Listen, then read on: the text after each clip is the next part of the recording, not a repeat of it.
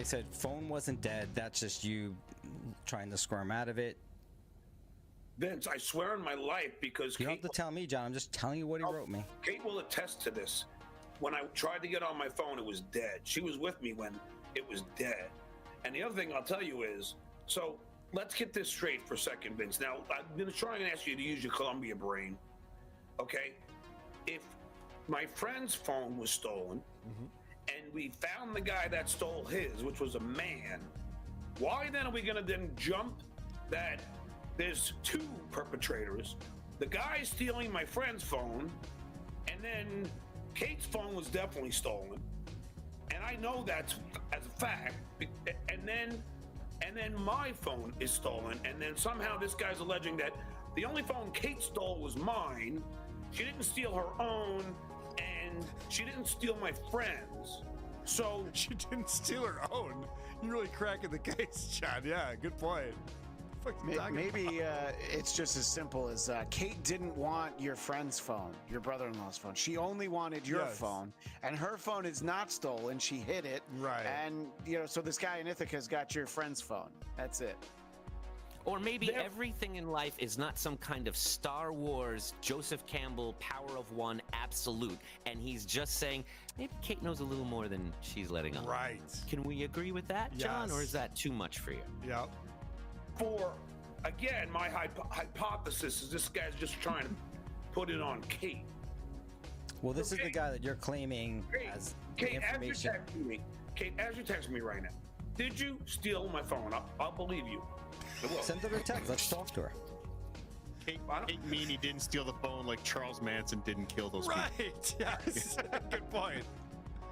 Kate is actively texting when he goes, text me whether or not you stole my phone and I'll believe you. What a waste of time. With children, you don't say like Vince is like, I think this woman's stealing from you. You're like, I can produce her and have her tell you that's full of shit. Right. Case closed. Yes. But not how this Kate, works. Just text me. I don't believe you did it. So did you steal my phone? It's a simple question. Oh, fuck, John, you got me. No, all right, well, you were right, Vince. I believe you. I believe you. Kate said she didn't steal it, but she did write a book called If I Stole It, and it explained how she would have stolen it. It's not a compound question, is it, Vincey? No, it's a beautiful question. The only thing is, John, she could obviously misrepresent the answer to you. So just because your friend's phone was stolen doesn't mean that that same person stole your phone. Of course not, Vince. And just because, and just because... Yeah, come up with an example, John. Here you go. Lindsay, I get what you're saying, John. It's an indicator, but it's not 100%. All right, so if the same guy kills 10 people... I want to know where he was going with Lindsay Lohan. Yeah, who is she going to kill? That's a good question. Just her career. That's what I think she's doing. So now Vince starts asking him, so your phone has been stolen by a guy who can activate it and get into it, according to everything that we know or John knows.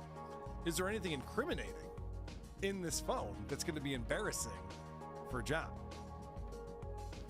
Are you upset at all? Anything on the phone can be incriminating to you?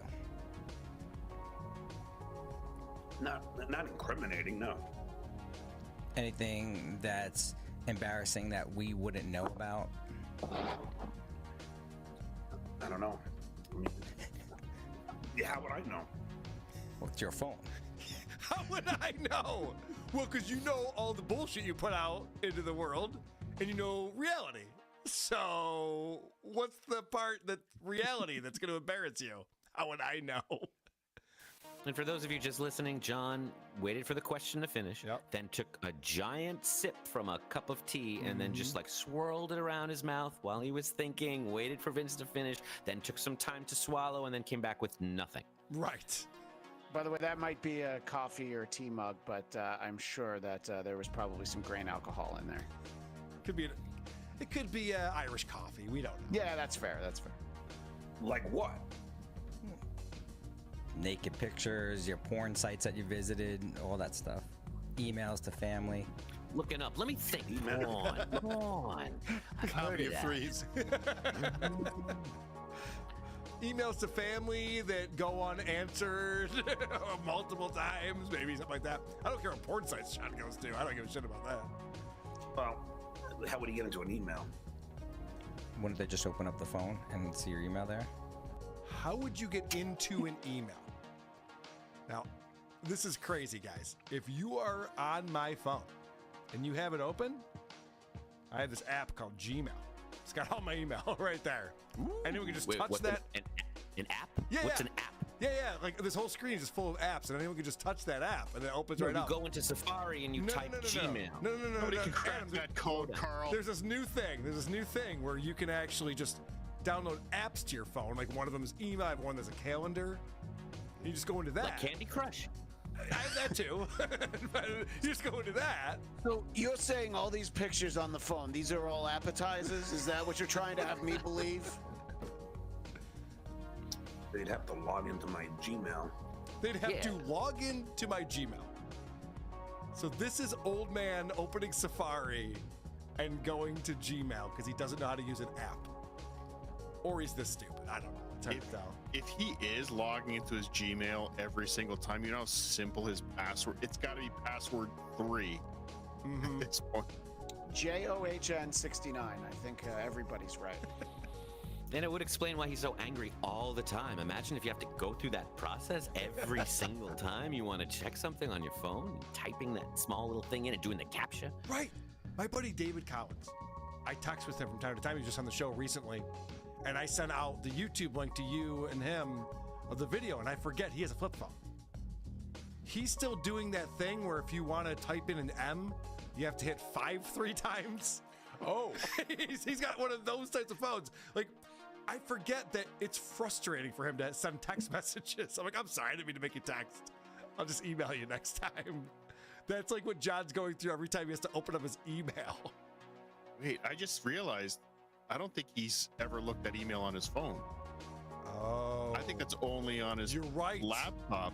That's interesting. Holy shit, he's like, how would they get my email? All they have What is are my you phone? talking about, Vince? Yeah. Oh, This is foreign to him. Email on his phone is foreign to him. And okay, the funniest part about that is that John worked for NBC up until 2014. Yeah. So everyone in 2014 was getting email. If you worked a corporate job, you got email on your phone. You responded to people from your phone when you weren't in the office. Bro, you forgot he lost his NBC phone on his Harley. Did he really? Yes, he did. Of course he did.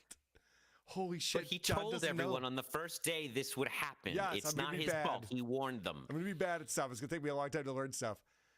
This is crazy. John doesn't know you can get email on your phone. Wow. You're right, Cardiff. You just cracked the case. What would they find on my phone?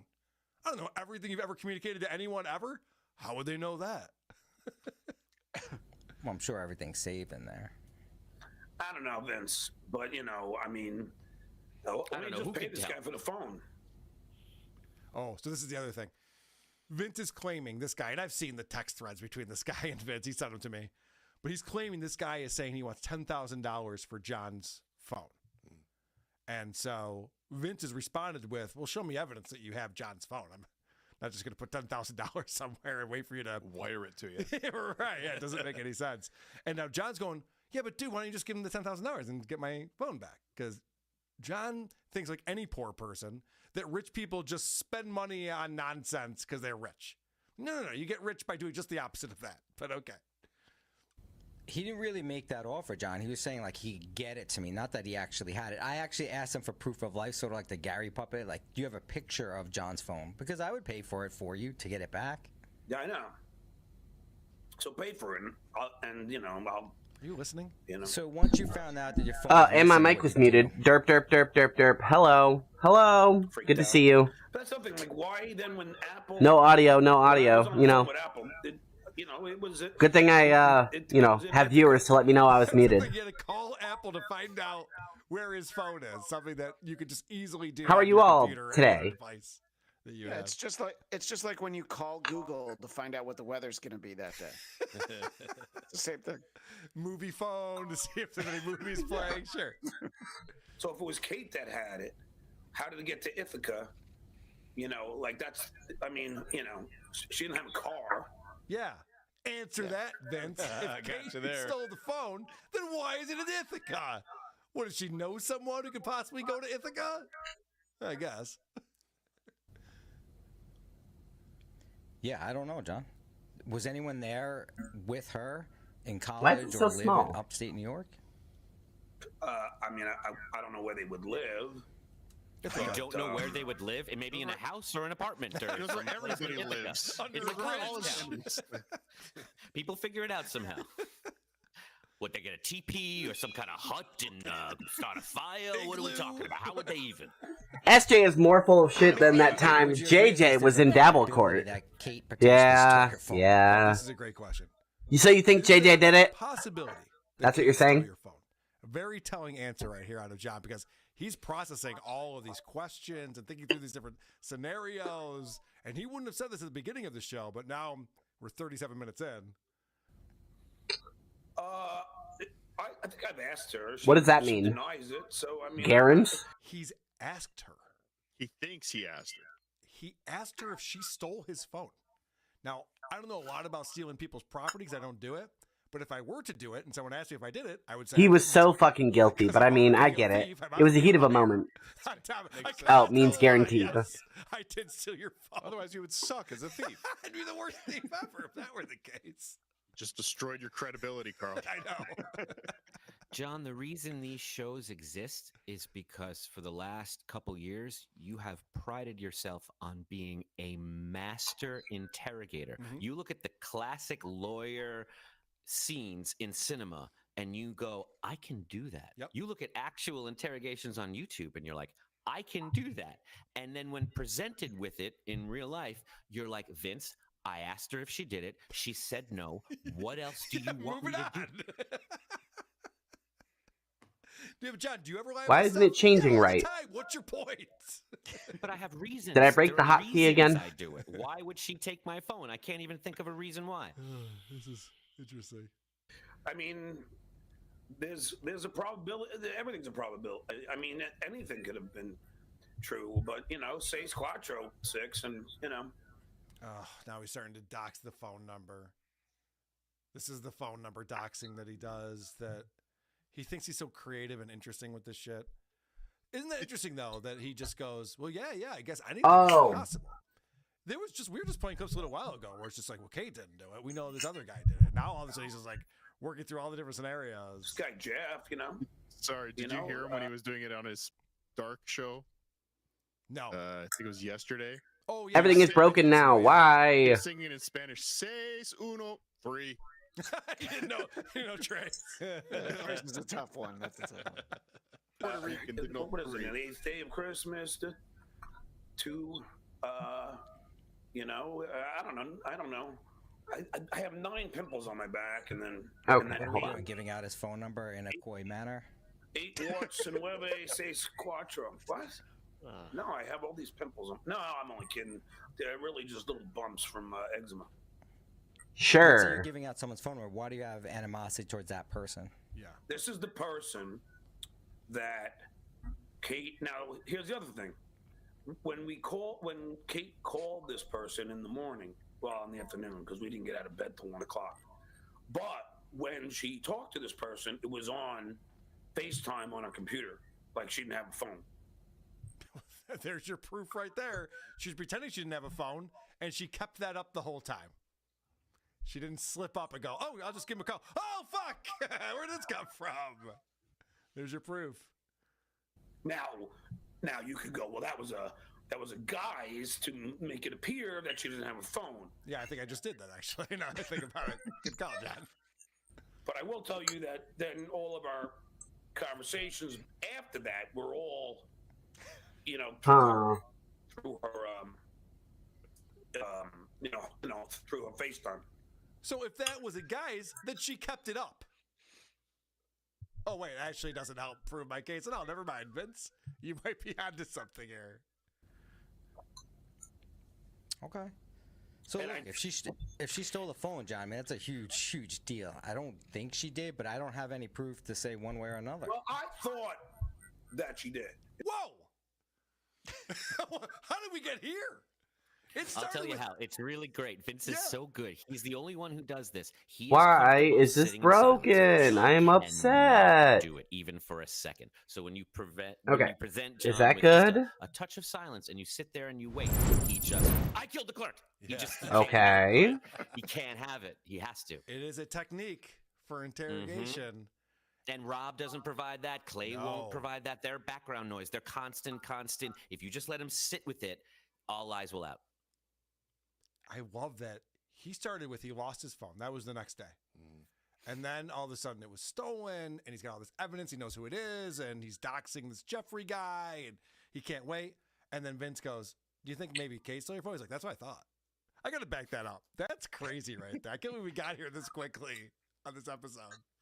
So look, if she stole the phone, John, man, that's a huge deal. I don't think she did, but I don't have any proof to say one way or another. Well, I thought that she did. In fact, I asked her to go through her pocketbook, and look at how happy Vince is with them. Why are they backwards again? That's what I wanted to have happen. It's all worth it. We did it. We got there.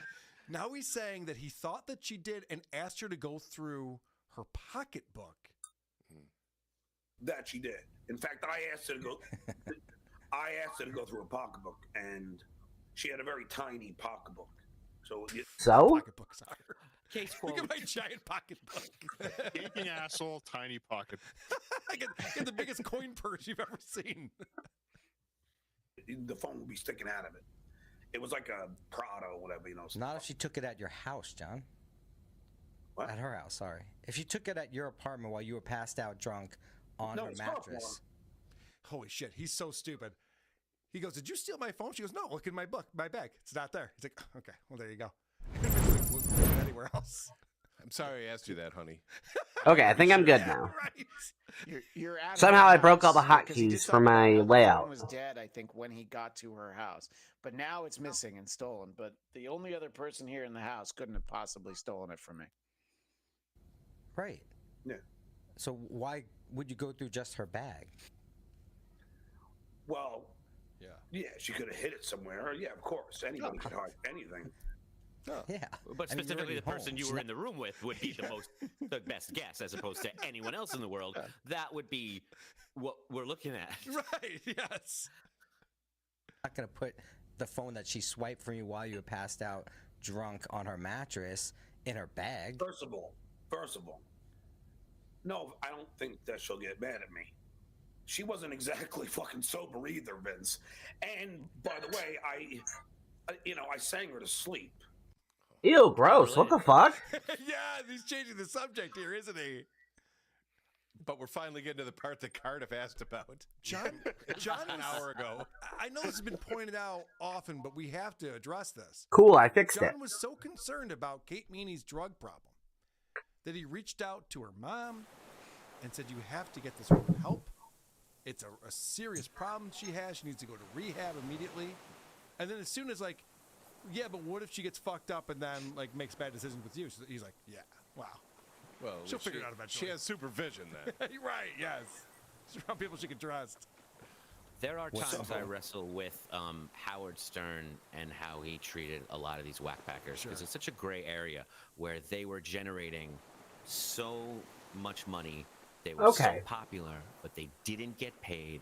And I'm not saying they should have. It's a gray area. There's a lot of weird things to say there. And what John represented when he was an intern, there's a lot of gray areas. He was famous, but he was also an intern, but he wasn't getting paid, but the station was making money. There are times, and I know this is not going to be popular, late at night, all right, where turn I this down now. Whether he should be making money for the entertainment he's providing.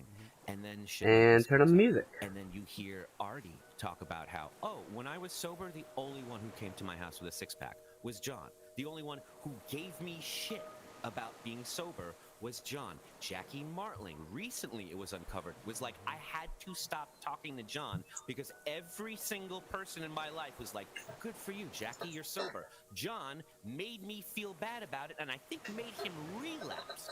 The same thing here. This is why you don't get paid. It's because you treat people like this. If she Damn, Adam Bush is so poignant all the time. Why is this okay?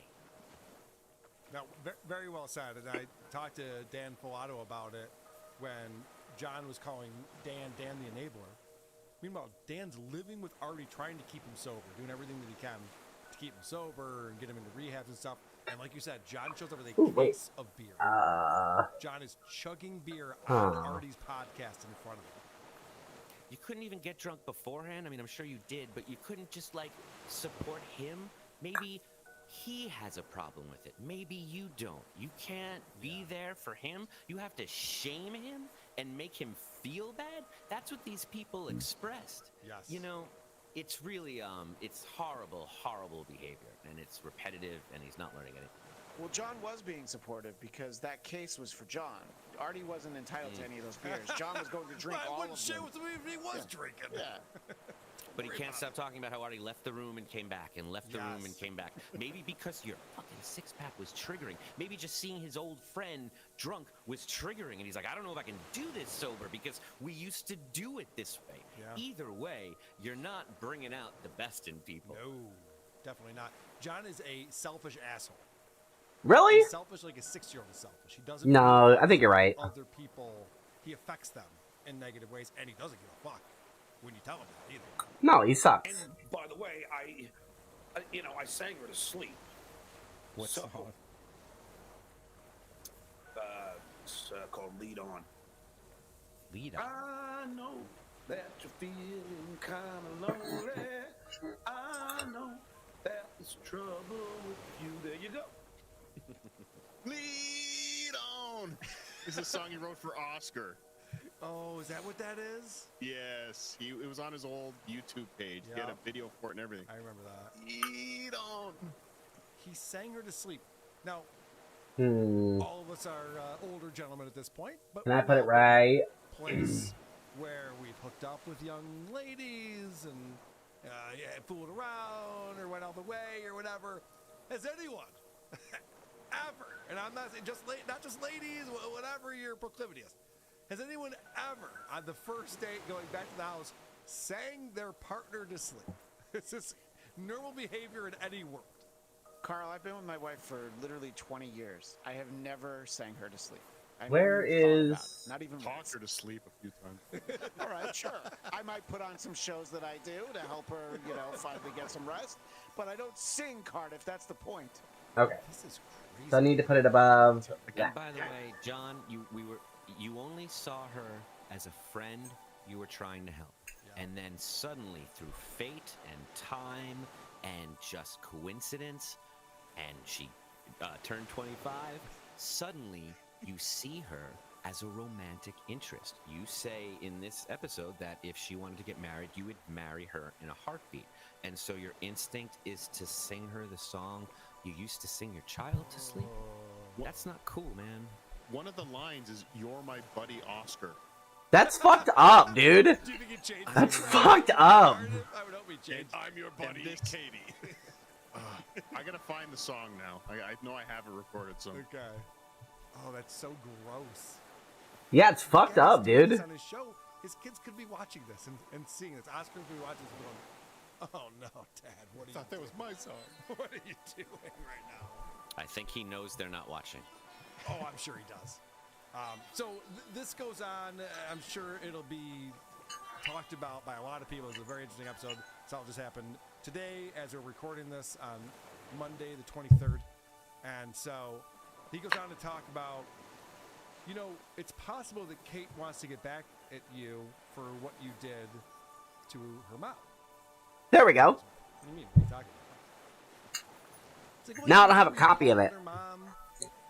Whenever I switch to the browser, it shows what I'm playing over here in the music. And then when she didn't do anything about it, you were tweeting about what a horrible mother she is and how she has a daughter who's going to die at the age of 27 who's a whore and That's nice. a drug problem and it's all her fault. And John's like, oh, no. Kate and I talked about that. She doesn't care. She's not worried about that. And Vince is just like, well, she might have told you that, but it's very possible that she's still annoyed with you about that, right? I think normal people would be pretty pissed off that you call their mom and say all these things and do all this stuff on the internet. John's like, I don't think so. That was my theory over the weekend, was that actually this whole thing is to finally make Kate Meany's mom realize just how bad it is. John's like, look, she didn't listen, so I had to go and fuck her to see just how far her daughter had Okie sunk. dokie. Obviously, she can't be trusted to make good judgments. Yes, this is her rock bottom. Some people need to hit the rock bottom in order to get something. We thought, Kate. So last time I was playing, I was interrogating this man who is apparently the sniper who killed Lely, whatever, the mercenary who got sniped in the mouth. This is the sniper. So I interrogated him, and it seems like he's just a serial killer. He just kills for fun when he gets bored. Not really a good reason for anything. He just, I don't like that guy, so I'm gonna kill him. So we're trying to find motive. We have the murder weapon, we have the murderer.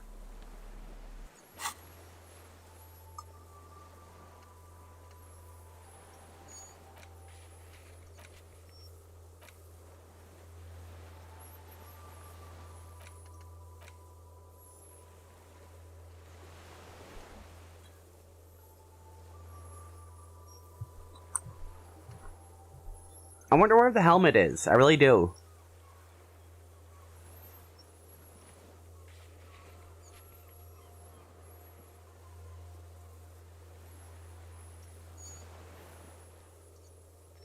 Oh well. I guess I'll find it if I find it.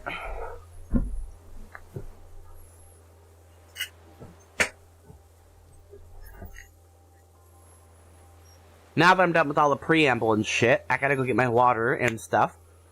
And then we'll properly get started interrogating the rest of this guy, or the guy, the rest of the way. So, be right back. But now we're finding out, not so much. I'm only here to help people. Why else are we here?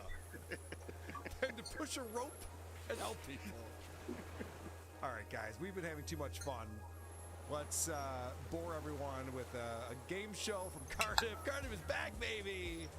With a round of To Poke a Dabbler. It's the second show that we've done, or second game show we've done on the show. Everybody's favorite game show. It's time for everyone's favorite new game show, To Poke a Dabbler. Producer Chris, you won the earlier game. Pressure's on. You can go 2-0 today. It's never been done. It's never been done in the history of WATP. What do you say, TV's Adam Bush? Are you ready to poke a dabbler? Or do you just want to keep on trashing John relentlessly on every show? Also, have you heard the news? Promo code COME. That promo code will get you 10% off your tickets to Hackamania at hackamania.com. Promo code COME.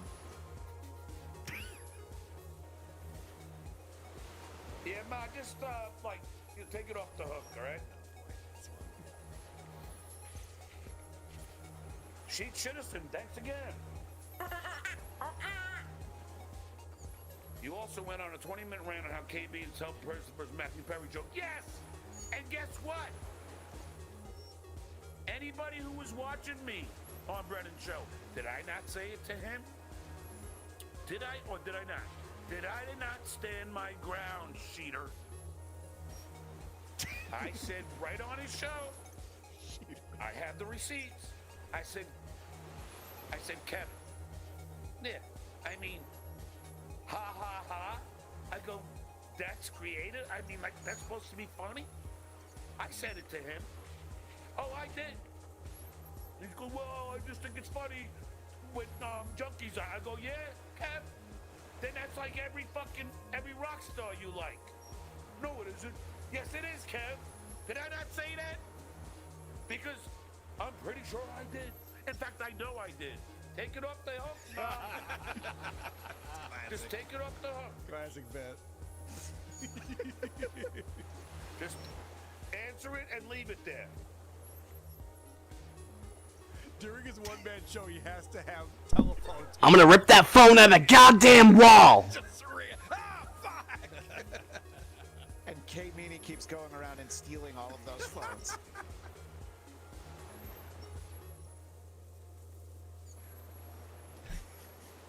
So mad. Again.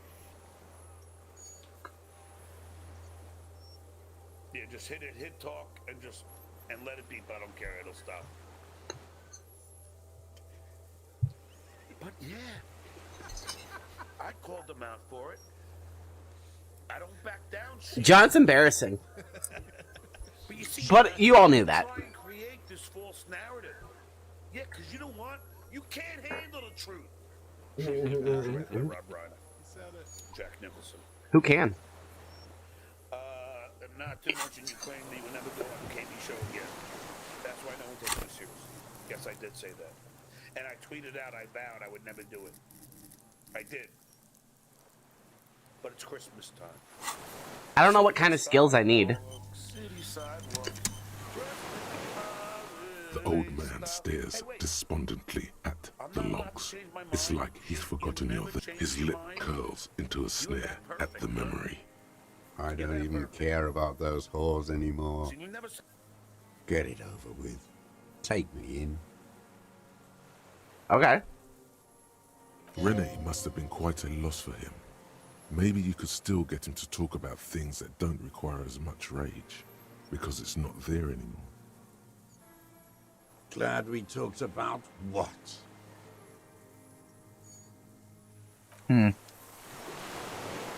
Do I just have to take him in now? Is that it?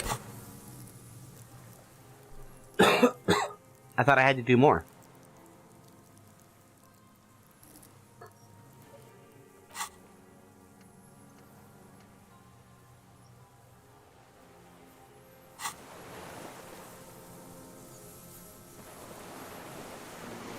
The old right. man stared. What? But you said I would be taken to the... This terror is the sum of all the uncontrollable movements and mood swings he's been exhibiting. The wind picks up. The silence on the water is broken all around you. Little shivers of waves appear. The lieutenant continues, like an incantation.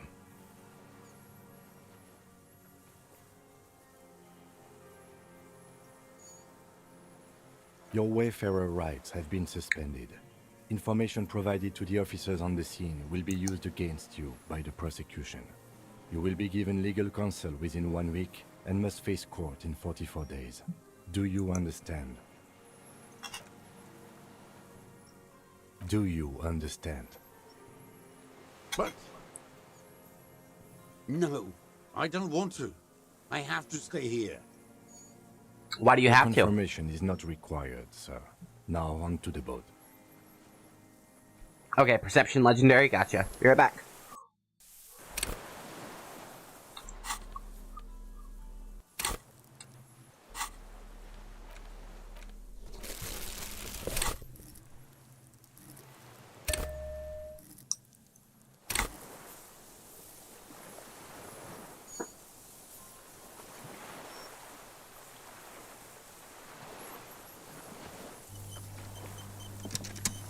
The old man. What? This... Your way... Do... But... No. He's sweating. Beads are forming on his forehead. Pupils are dilated too. Eyes getting blacker and blacker. Your confirmation is not required, sir. Now on to the boat. You thought you heard something, but it's just... No, I did hear something. Don't worry about it.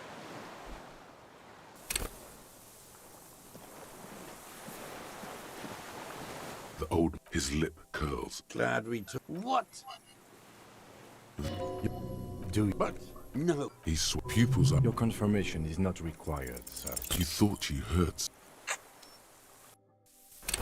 Damn video game.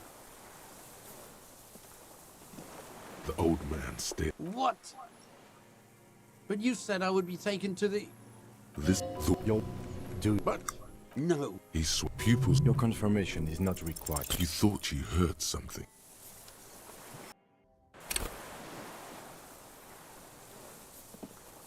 The old man's... What? But you said I would be taken to the... Your Wayfarer... Do... But... No. His pupils... Your confirmation is not required. There it is again. To your north, as it has been since you came to the coast. The reeds whisper, stalks rubbing against each other. But then, in the middle of it, something completely different.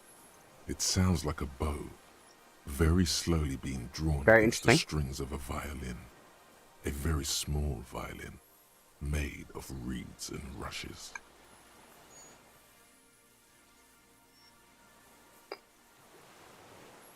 Maybe there is room for 3 on the boat.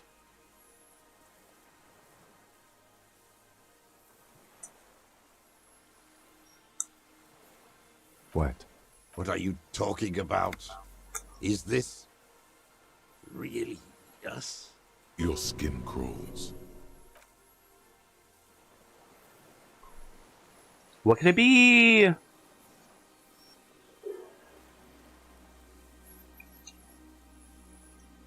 Ooh.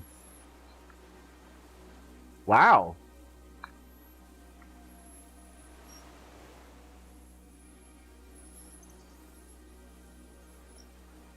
A delicate tangle of arms and legs unfolds from the reeds, limb by limb, to then just stand there, moving its scythe-like arms in ghostly silence.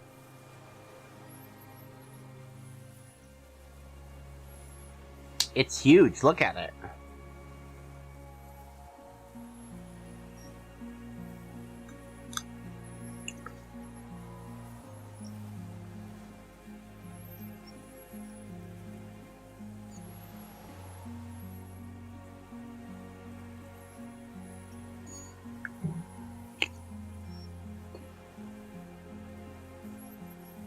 It's still there, an unfolding mechanism of reed-like chitin, hovering in place. What are you talking about? There's nothing there. The stick insect is over 3 meters tall. It looks straight at you with its tiny pinprick eyes and its grotesquely small head. You feel your legs shaking under you and your gun hand move to your holster to grab the gun. Tell me what you see, damn it. I can't make out one small thing in the reeds.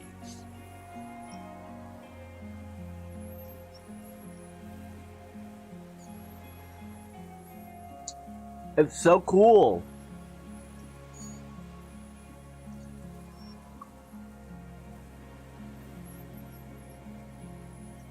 I can see it. 4 simple words, thank God, if he can see. But that means it's really there, spinning slowly, in absolute silence, its limbs long and slender. Be very, very careful. Woo! I found the bug, I found the bug, I found the bug.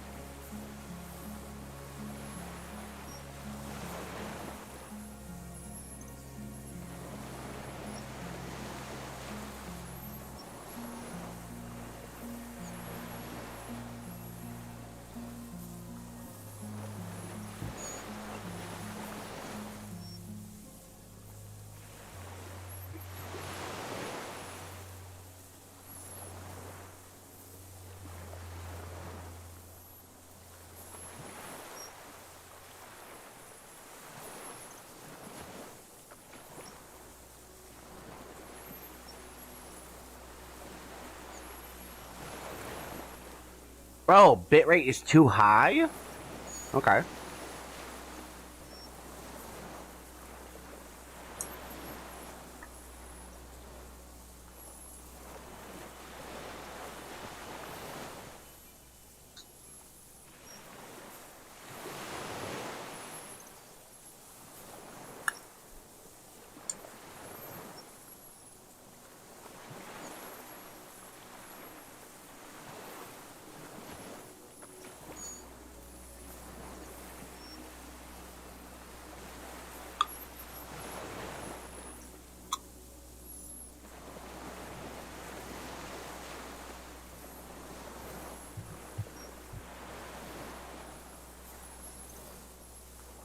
Why does my bitrate have to be too high? Said, I'm never going to date that girl again. And then you end up dating her again? Really? You've never done that. You've never done that. It was exactly 1 year ago. If that's true, then you must really. What did John say next? Here are your choices. Number 1, stand on your ground. B, stick to your laurels. Next, be stubborn as an ox. 4, like digging in heels. And lastly, just take it off the hook. Lastly, 2, Hackmania.com. Promo code COME. Okay. Huh. Lastly, 2 is pretty good. This just hit me. I'm going with 1, stand on your ground. That's what I think it is. And the TV's ambush. What do you think? I'm gonna go with the last one. Not lastly, 2. Not lastly, 2, Hackmania.com, promo code COME. Promo code WATP for 10% off. Com doesn't work. Christian, what do you think? Let's see. Cardiff, I was going to ask Cardiff to try and help me, but I guess stick to your laurels. B. Mr. Press. I also went last, maybe. All right. Let's find out. You've never done that. Because if that's true, then you must really stick to your laurels. Oh, Christian. Wow. Flatcast. I went up big right now. Because there are a lot of times I say I'm not going to do something again, I do. I'm never going to do cocaine again. Devin Alexander. I'm never going to do cocaine again. And then someone at a party has cocaine and I'm doing it. You've never done that shit? What is drunk? Ooh, you're going to Hackmania? That's so exciting. Once I secure next month's bills, I'm putting everything towards Hackmania. I bought my ticket to the event. Next thing I'm buying is the plane ticket. Someone happens to have cocaine. All right, I guess I'm going to get this one.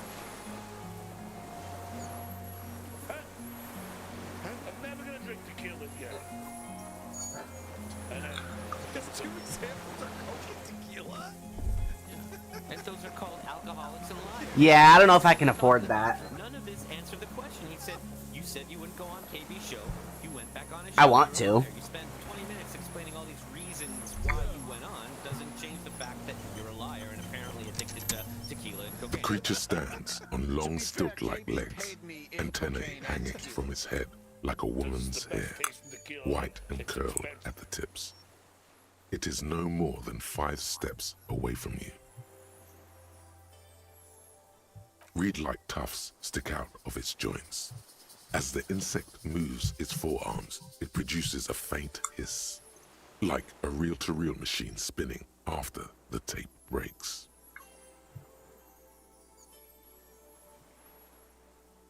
The hiss is different from the strings you heard before.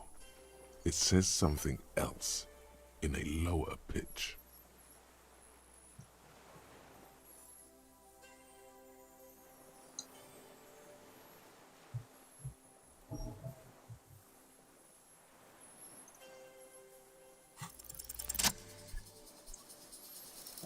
I love you, Bug. I love you. With your breath held, Are we you best take friends? 2 small steps toward the phasmid. The creature lets out a series of ultrasonic clicks that swarm around your head like swallows. Like laughter, a sort of happiness. The tracheal system on the creature's abdomen expands in front of you to take in and expel air. It's smelling you.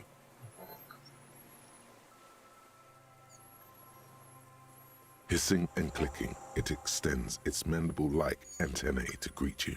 You're right below it now, looking up at the colossal chitin of its white limbs. The head of the creature is crowned by reeds, and its eyes are like small droplets of water. The insect stops its stridulation, seeming to observe you.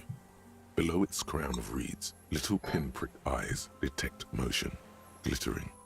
The world stands still around you. This is so cool. Suddenly, there is silence.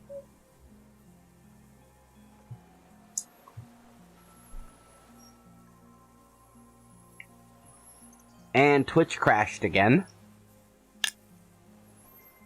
So did Rumble. I gotta figure out what's with my multiple outputs.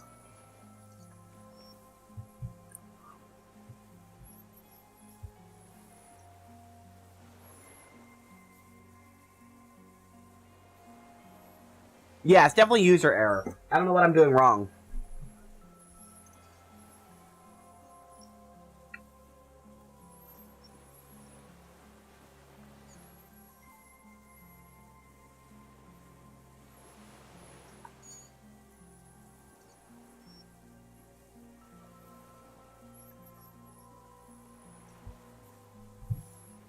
Well, thanks for stopping by. Look at me. I'm hanging out with this big bug. Look at it. It's cool. You can see it right there. There's its arm. Big arm. It's like a scythe arm. And then there's its like head, and then it goes down into its body. It's like a big giant stick bug. It's pretty cool.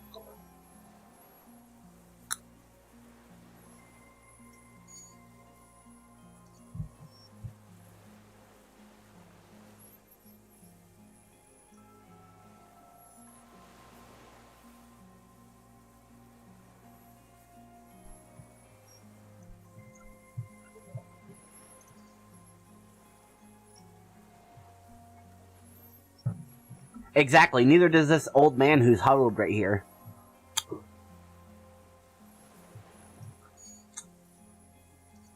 Ooh, I spoiled myself too. I got, Metro Awakening, and that's what I was playing last night.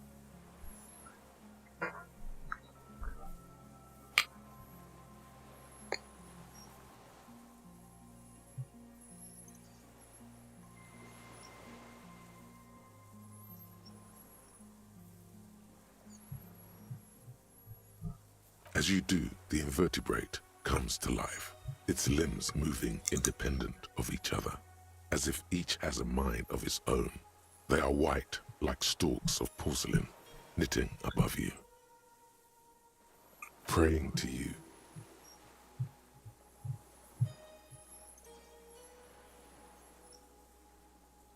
The reed creature does not stop its stridulations. It towers above you, parting the reeds it emerged from. Tuft-like structures still rustle on its joints. Perhaps it is preparing to eat its god. Yeah, maybe. No reply.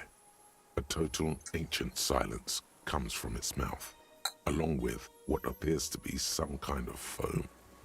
The stridulations of its limbs continue all around you. You were right. Little bubbles form on the mouth parts of the creature, on its segmented lower lip. It looks to be foaming slowly. The foam is white, then yellowish. The faintest smell like you've never felt before, like burnt roses. Careful, it may be poisonous. The foam slowly turns a darker shade, like burnt caramel, as the insect moves its mouth parts, masticating. The little bubble letting out that same smell, like summer burning.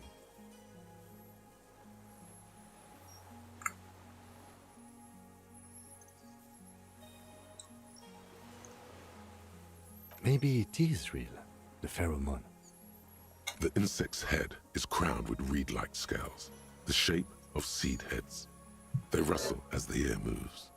The ventricles at its abdomen continue expanding, like lunglets. Breathing you in, your sour, greasy semiochemicals on the breeze.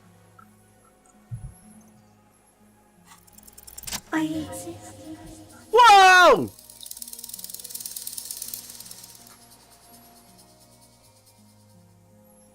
I'm so psychic I can talk to bugs.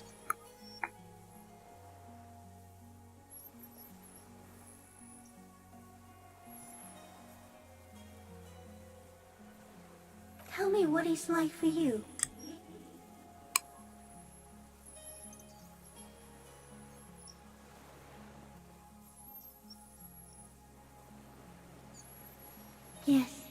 Holy is the Lord of hosts, and all the earth is filled with his glory.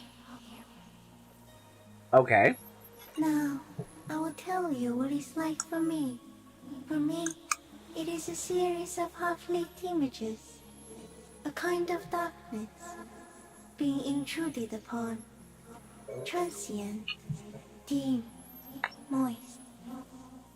Tell me what it's like, then I will tell you what it's like for me.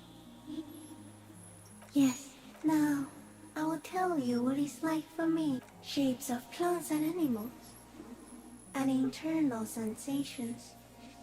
A swarm of sounds, tiny vibrations on the inside of my forearms. All speak of complexities totally beyond my understanding. I am at the end of a narrow funnel, weightless, so light, it only feels like something to be me. In truth, perhaps I'm nothing. I certainly do not have a soul, and if I did, it would never ache.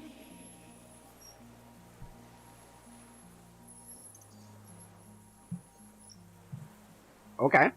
Few of us can begin to imagine the horror of you, with all of creation reflected in your forebrain. It must be like the highest of hells. Oh, she's right. A kaleidoscope of fire and writhing glass. Eternal damnation, even when you're sleeping. Yeah, thinking and when hurts. You wake, you carry it around on your neck, with eyes open that cannot help but swallow more behind the mirror. I feel great, mute empathy for you.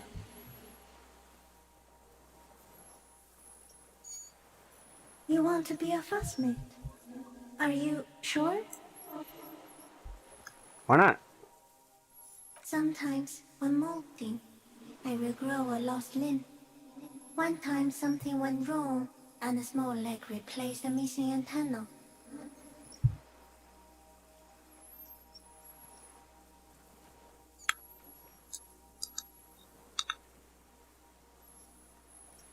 Yes, the leg tried to move around independently, making it hard to walk.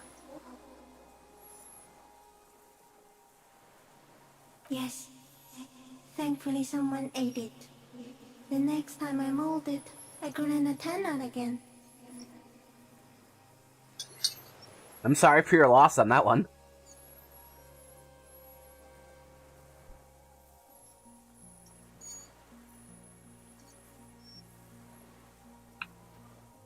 So am I. I was born to detect sucrose rewards and semiochemicals. What were you born to detect? Yes, no one detected me for such a long, long time. For thousands of years, I dithered out of sight, trapped myself in greenery. No one believed I exist, almost no one, until you came, detective, dripping off blood that smells like strawberries, across the calm sea, the first in 1,000 years. I love this. This is awesome.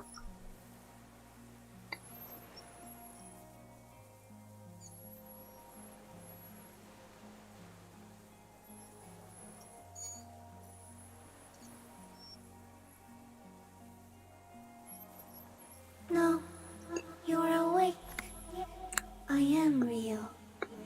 Light is forming me. This is real.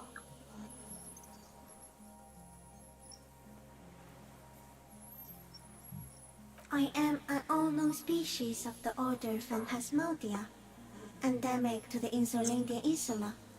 For the last 350 years, I have hidden in plain sight, masquerading as the reeds, molding, cloning myself, unfolding at night to play with trash bins and boys. You play with boys. No one unnoticed by the first settlers and the land surveyors of the suzerain. Also, by the soldiers of the revolution and the officials of the occupation. Even the Seminese islanders who came here first, but did not stay, have not seen me. have stayed hidden through 4 forms of government and 2 scientific revolutions until I was accidentally discovered by a detective of the citizen militia in Revelshop, district of Martinez, March 51. It wasn't an accident. Not even the birds know that. Not even the water lily. The music I'm listening to fits really well. Like, weirdly so.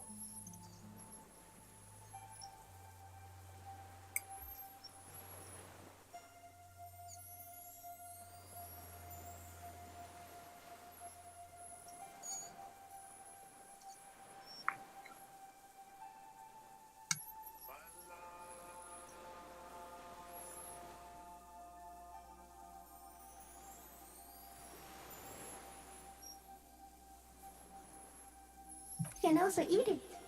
If it's a leaf, you can put it in your mouth. Yum yum. Or read.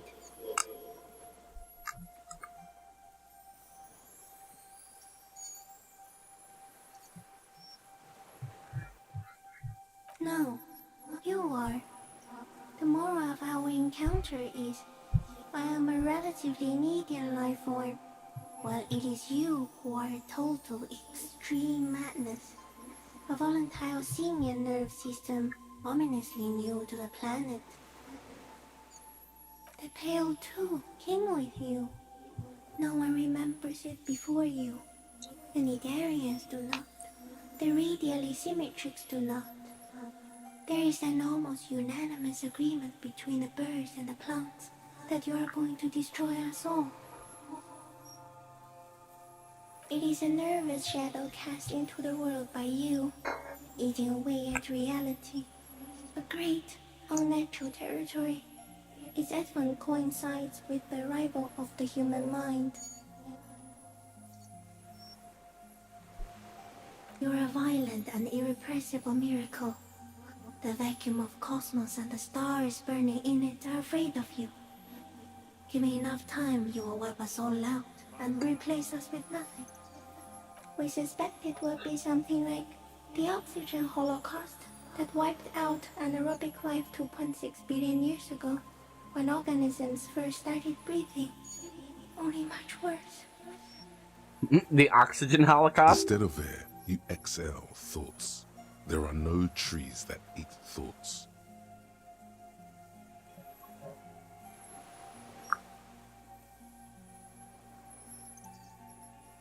Everything your eyes touch goes back there, behind the nose mirror. What if you blink? Are we still here? Please don't blink. What if he misplaces us all one day, or just forget?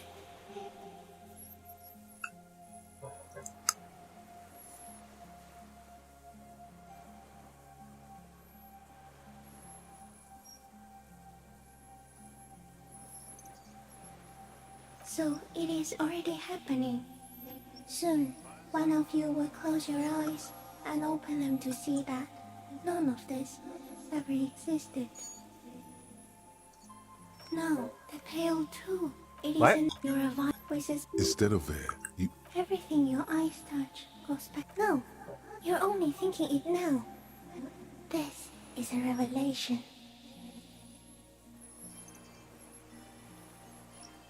Please be. Or one day, one of you will close your eyes and sign, and open them to see that none of this ever existed. It doesn't look like that, no. You're just staring at it. Okay. Is it somehow related to the case?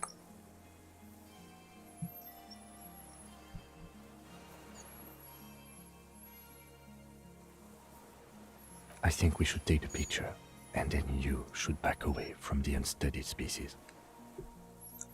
The Clay Dabbler insulted me today for only having 11 subscribers.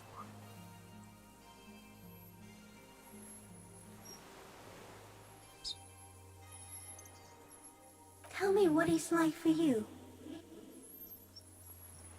What is your illness? I am not. There isn't even a central nervous system in my head. Only mouth parts. We're eating white blood clots. Now I will tell you how it is for me. For me, it is a series of half-lit images. No, there is one more.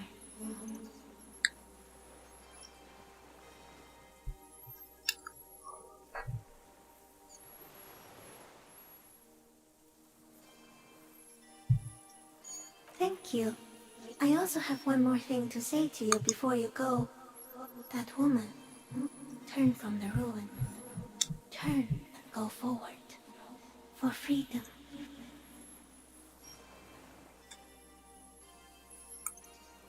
She was hell on earth. It doesn't take a 3-meter stick insect to tell you that. Okay.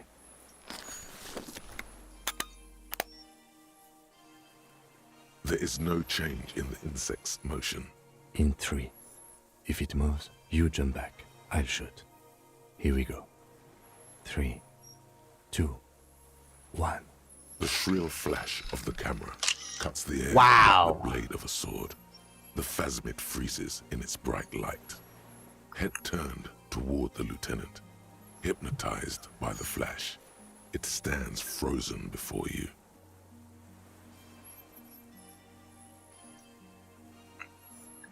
That is so cool!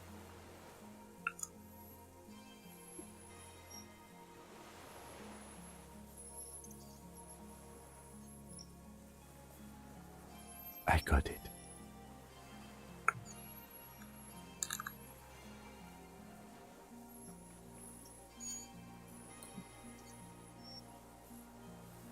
For all time.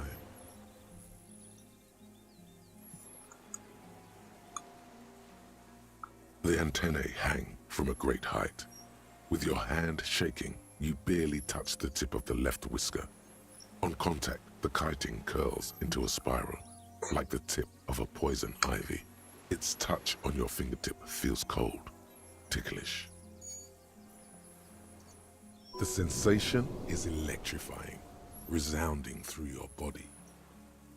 It is surprisingly delicate, the curly end of the whisker, like a young vine. It's even a bit wet. Be careful, detective. It's moving. You were right. It glistens with some kind of moisture. The creature in front of you stays frozen. It tastes like sugar, very faint. The anthropod towers above you, tufts of reeds pointing from limb and head alike. Odorless, mostly comprised of water. The limb before you is incredibly light, like eggshell. It's much lighter than a reed. You feel a soft push could tip the creature over. Its hollow exoskeleton collapsing.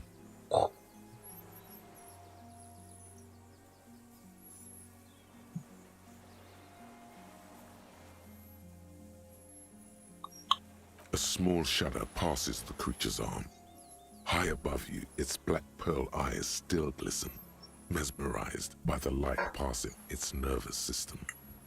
There is some kind of countdown happening as it slowly processes the overwhelming brightness of the signal. The invertebrate is regaining control. Here, within the smooth white inner part of its limb, you sense something very intimate. Thoughts.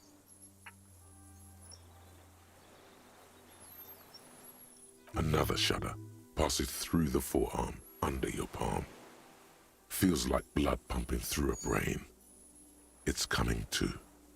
You withdraw your hand slowly. Another shudder pulses through the creature's limbs.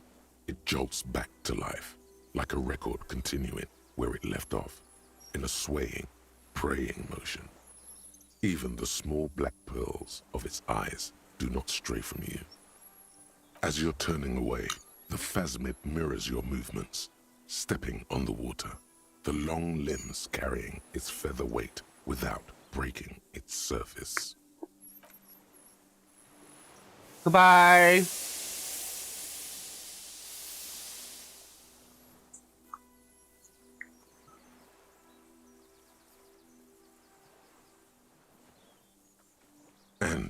Just like that, it's gone, skating away across the sea's calm mirror like a skipping stone, leaving nothing but circles on the water. And something under it, in the place it stood, bobbing there, among the reeds, a collection of items. It's gone.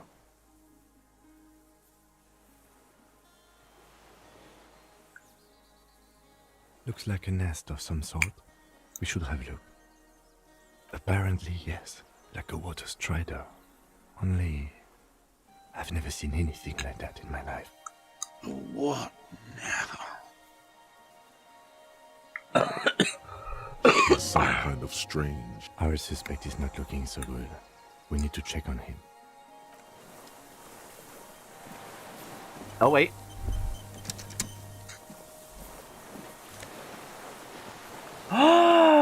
The helmet!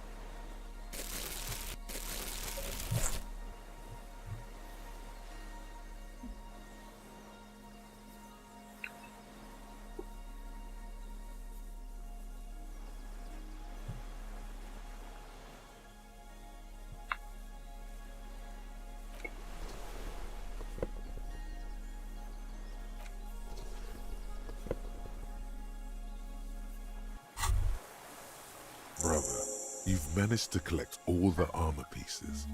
Too bad it's too late for the big showdown.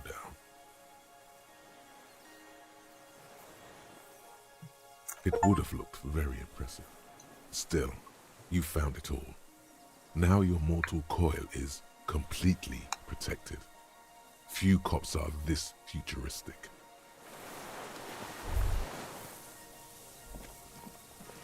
I finally beat the game.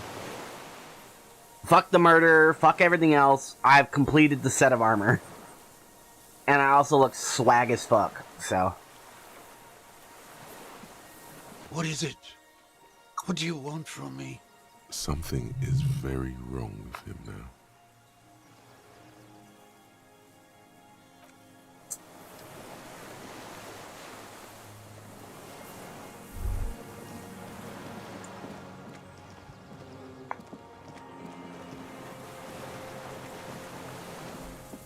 What is it?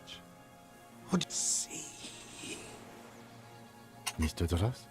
The man does not respond. He keeps like an addict of some terrible substance. Yum, yum, yum, yum, yum, yum, yum, yum, yum, yum. A light shiver passes. He's going into some kind of psychomotor immobility.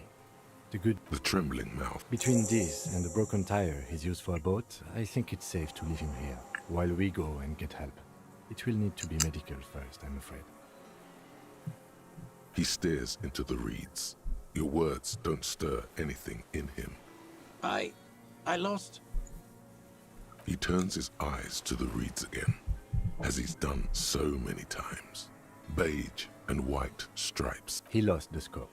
Then it somehow made its way over there, with the help of a magpie phasmid. This sight is a T9, Mr. Dross. Was it attached to the rifle when you made the shot? Silence. You've gotten all you will out of this poor being. Nothing. The last embers have gone out. If Kuno kicked it into the sea, as he said he did, Diab would put it back here. This makes sense. Mr. Dross could have picked it up, or... The plastic cape flaps around his face in a gust of wind. His back is slouched, and his mouth open. old age, and shock. Yes, the arrest and the appearance of the phasmid, the combined. There's much more. Quite a few things about that health check you did on him make sense now.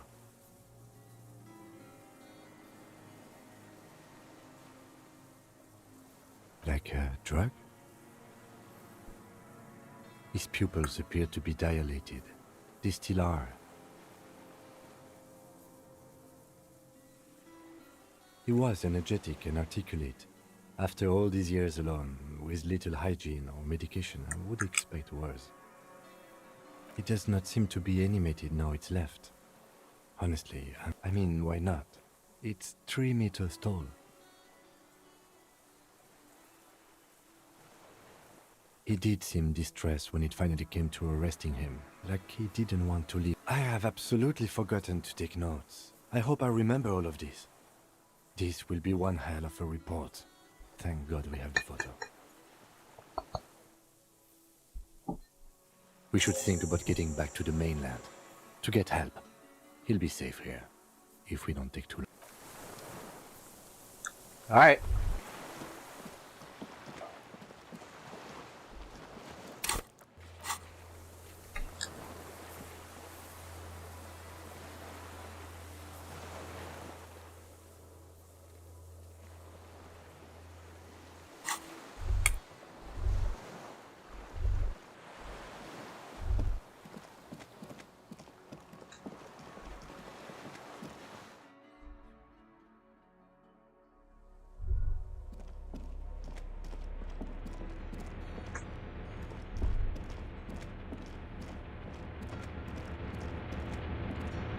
Yes?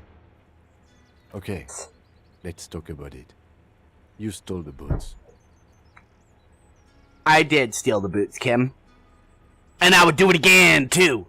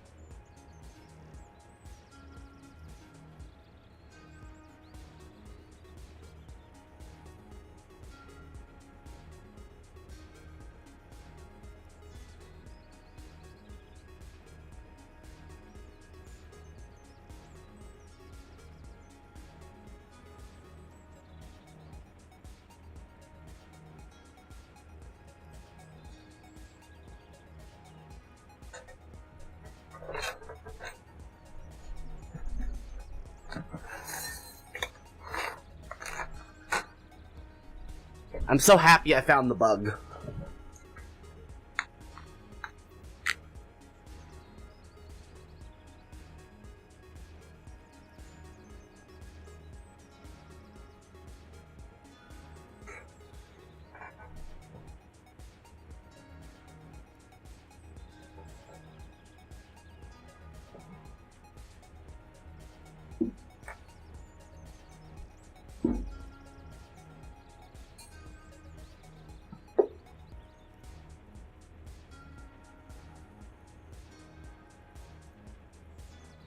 Thanks for stopping by. Hit the like button.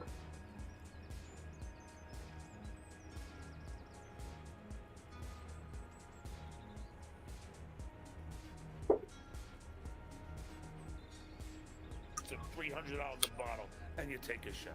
You never done that? You can't beat this. Yeah, sometimes I say I should really get my shit together, and someone's like, "Hey, you want to do something that's really destructive?" I'm like, "Yeah." That's literally what he just said. That was his only example for going back on his word. Don't try, Sheet. Every single time you try, you will lose. Vince will even attest to it because he tried. Devin Alexander, I'm sorry, but Vince tried and I beat him. And he every time she cheers and tries, he loses. He made the greatest documentary ever about the Dabblers. I would call that a victory. Admitted I beat him. That's all for this time. Promo code COME. Back next time. Find out if you are man enough to poke a dabbler. Acmania.com. Promo code COME. And Merry Christmas, everybody.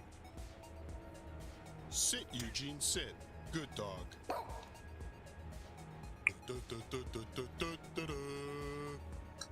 It's nice Merry not to Christmas, see, it's nice not to see everyone. my brother. Thank you. Yeah, I scrubbed it. Don't worry, I got the point. I threatened to stop playing it, so I got rid of hit it. it enough times. I think we all understood what was going on. Fantastic game as always, guys. You guys have hung with us a lot later than I was expecting. Considering this is my third show of the day, I thought it was gonna be a quick one. I bet you did too. Oh yeah, producer Chris. But it is not. Adam Bush, thank you so much for your generosity with your time. Always great to talk to you. Always great to hear your insights on things. People should check out PBC, Paid by Client, Season 3. It will be available. I like that the banners always scroll at the same speed no matter what. It's kind of nice. People from The Office. Makes them have a uniform feel to them. And Adam has a role on that show. Even though John told me you haven't worked in 5 years, I'm sure you can actually have some work.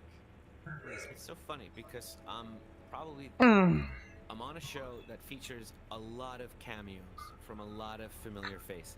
Some are older. Does it some are though? young. I've mentioned John to the producers. I've talked to them about having him come on and how I feel that would personally promote the show to an audience that I enjoy.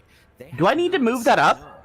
But John has to go. I think I do. I think I need to fix that. That doesn't look right. You know, just burn every bridge he has. He has to go out of his way to just call anyone that might help him in any way a liar and do everything he can to take them down for reasons he can't explain. Just which wait is for really it, amazing. Adam. Just wait for it. His Wait for it. I went to the witness protection program, and I feel much more comfortable here with my new family. Adam, I'm glad that you. There we go, that looks better. Stuff so you know how John operates, but his latest threat to you. How did you take that? Well, two things that were really interesting. One was, as somebody who is just a fan of this show and all of these shows, it was exciting and validating to see how your coverage of this was exactly accurate. I can tell you from someone who is a fan, who watches. That is. Okay, that's better. Cool. I fixed it. That everything you report is accurate. And it's so funny because when I first appeared on John's show and I heard you and Levy and everyone talking about it, you guys all pointed this out. I said to John, you know, I'm a dabbler and I'm aware of what I am opening myself up to by coming on this show.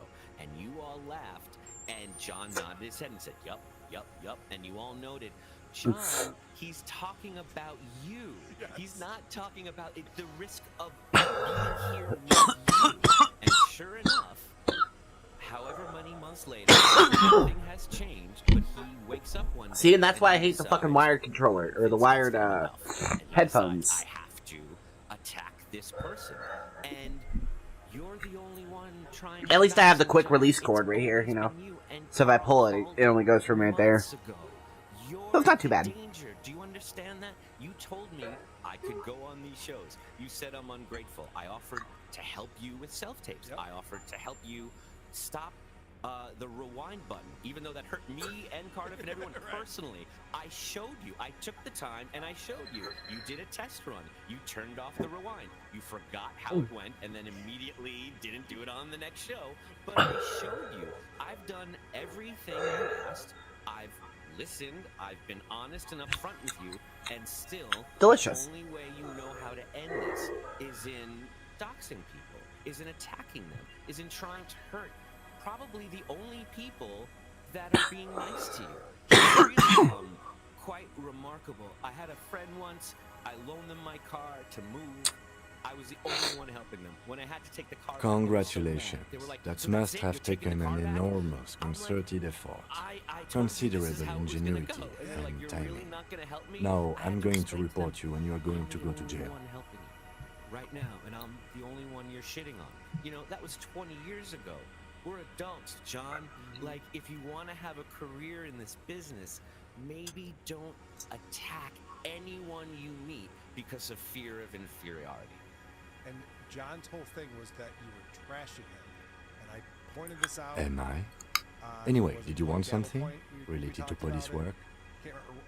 I don't care about your insane theft, the lieutenant thinks, and looks away from Boots.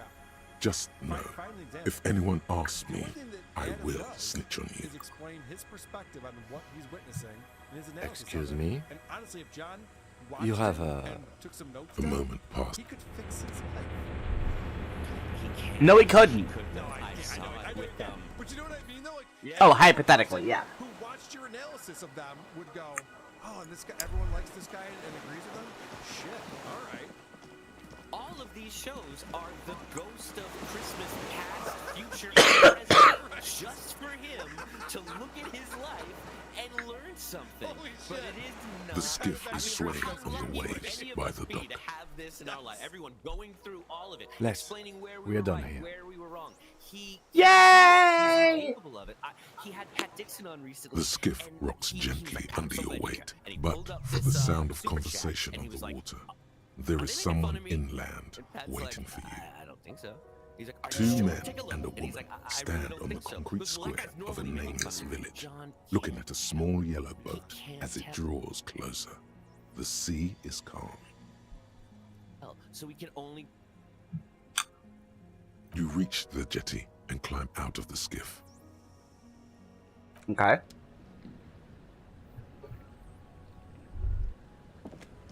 Who's waiting for me?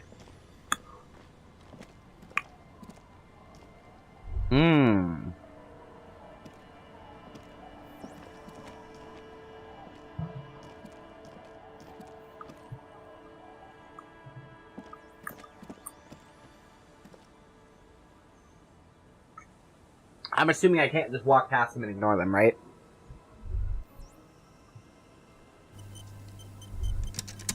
Look what the tide brought him. Hi. I want to call you a teapot, but I'm honestly kind of impressed. No idea where you got all that gear, but there's no doubt in my mind that some bad people are looking for it. It's alright, no worries. Also, you look like a fucking idiot. Thanks.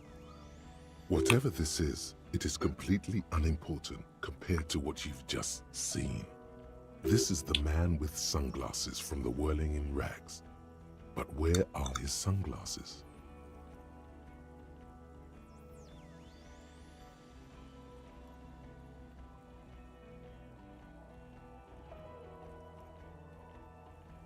Oh, really? They don't seem bothered by it? That's because you're a cop in an exoskeleton. Yeah. Actually, are you? Are you still a cop? There's so much disco going on, it's hard to tell. Oh, thanks. Vic, I think that's a calm compliment. down. Hello, I'm Trent Heilerstein. I believe we've met on several occasions. Okay. I'm your goddamn partner, Jean-Vic Comar, and this is your special task force. Or what's left of it. Special Consultant Trent Heilerstam, Patrol Officer Judith Minot. Hi. We've come to scrape what's left of you off the pavement. Lieutenant Kim Kisuragi, Prison 57. We've just come from the island, where our investigation led us. The scene is making even him feel as though he has to justify your action. We might need your help with something later. As if he recalled that he's in fact a decorated police lieutenant and not a naughty boy. But this is clearly a departmental matter, so I'm going to leave you to discuss it among yourselves. It's good to meet you, Lieutenant Kitsuhagi. Lieutenant. Letting the lieutenant know he shouldn't feel embarrassed over the shitstorm that's about to befall you.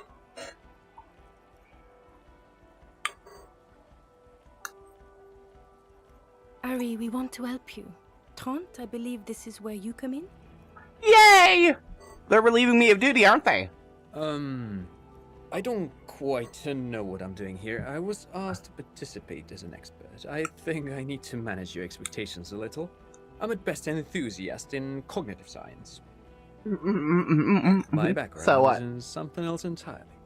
I engage in neurology on a merely theoretical level. In fact, I should probably get going. No, Trent, it's too late. You're part of this shit now. What have you got to say for yourself, shit kid? What does he have to say for himself?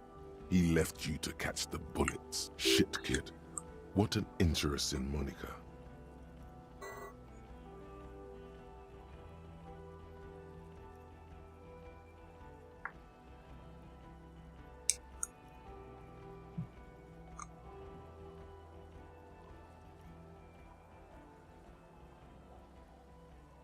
Yeah, Major Crimes Unit, under Lieutenant Dubois and Vicomar.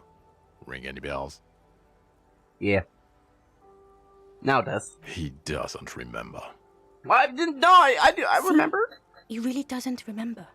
Yeah, that's very good. God damn it, Harry. You told us to fuck off. You said we're cramping your style. Your detective god. Fuck everything. All will burn. Detect or die.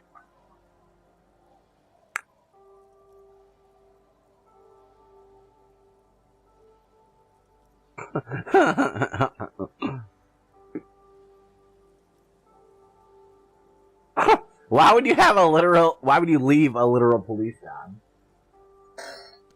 No worries. Oh, you think it was cool you saying that? Aesthetic somehow? You were crying when we got here. Breaking things. You said we were going into the... None of us wanted to see the abyss. So we fucked off. Like you told us to. Okay.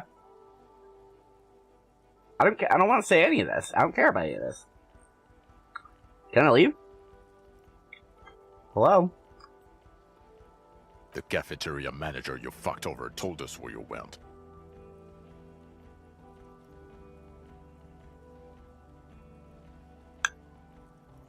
Speaking of which, the giant aerograffito in front of the building. The one that's burning. Did you do that? I don't know. It had shit kid written all over it.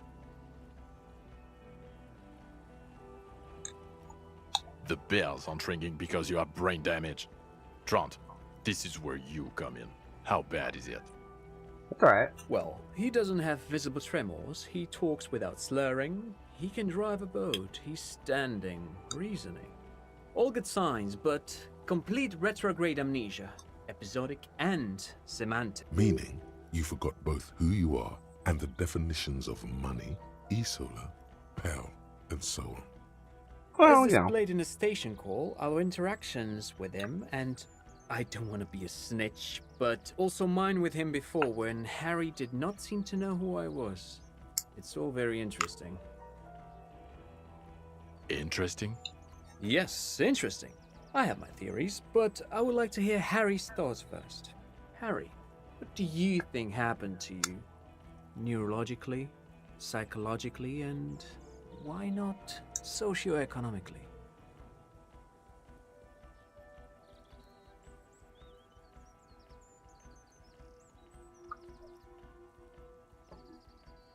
Corresponding to the 20-centimeter hole in your brain. Sure. This theory has great symmetry. I see how it folds into itself neatly. Okay. Precisely, Satellite Officer Vic Mayer. It's Martinez.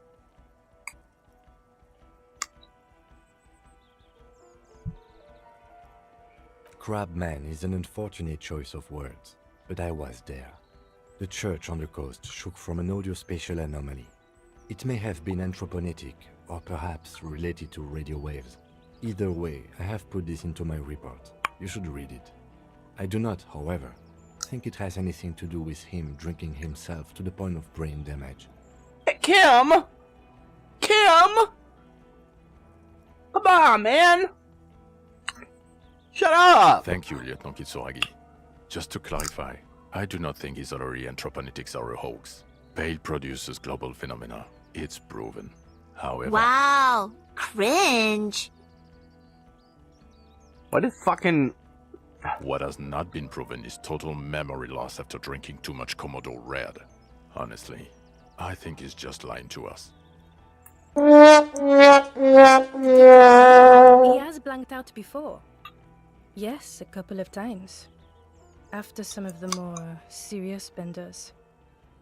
One was after the two drunks case, the other when we looked into that mural. So you don't remember not remembering. Beautiful. That's good. Interesting. So at first he dipped his toes into it, prepared. That's where he would have gotten the idea, yes. What do you mean? Well, here's my theory. What if this is an absolutely normal reaction to the world we're living in? What if this is not a significant anomaly at all? Something to be explained, approached as a defect? Look at the sensory input here. Look at the ruins, the neon. Listen to the radio, the multitudes, the people. Live here for 40 years. As a police detective, he's like a magnetic reader on the world tape, to borrow a known metaphor. Harry's been pushed flat against it. Total input. Hardwired to the free market. He just needed for its end. Okay, Trent, thank you. That's absolutely meaningless. I'm glad we brought you. Will he or will he not be able to work in the major crimes unit? Is he a cretin now? I want to know that. He's not a cretin, and he is able to do work. If not in his previous leadership role, then as a line detective.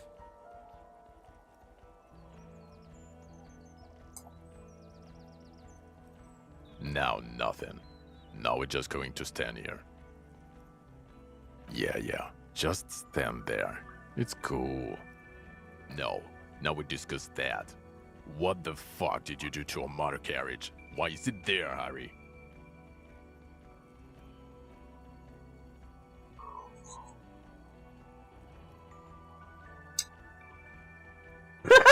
I thought the killer would be underwater. He was not.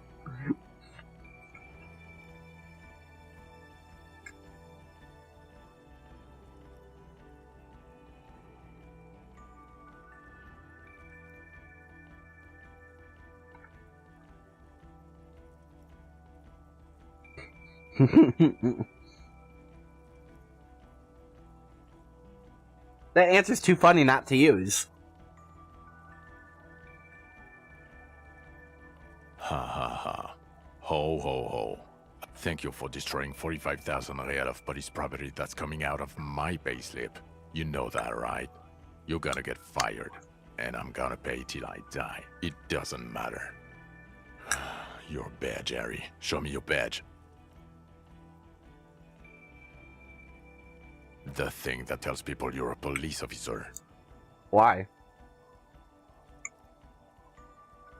He squints at it. Okay, and your gun? What is it with all these material objects?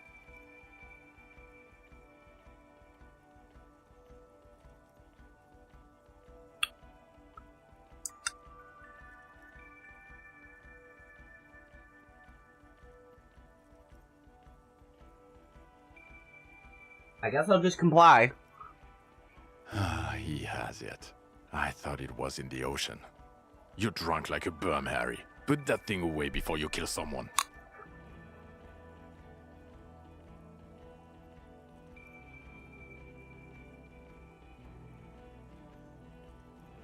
I don't buy it. Why do... He's wounded. It's been a long week, and he's handled an actual corpse.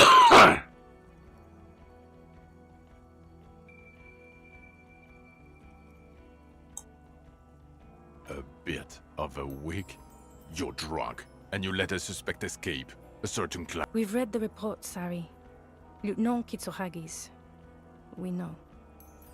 That's fine.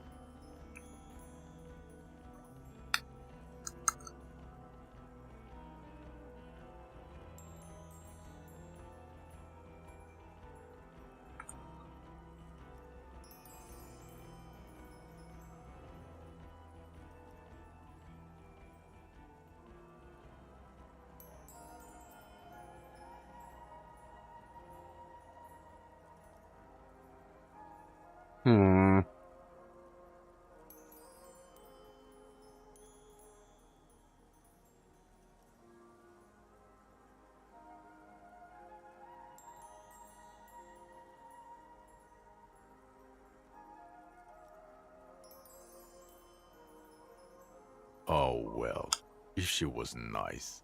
I'm not even gonna get into the other suspect, who also escaped. Yeah, Ruby something. Or the fact that you very likely sold your gun for booze. That's peanuts. That's nothing.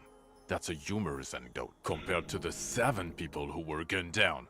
The streets Hey. are literally red with blood, Harry. It was fucking mass murder. He did everything he could. We did everything we could. The company hired and vetted mercenaries. Lieutenant Dubois got between them and the locals. He did so at considerable risk to his own life. He was shot and survived only because of his armor. We stopped an execution, not a negotiation. The loss of life was minimal compared to what it could have been.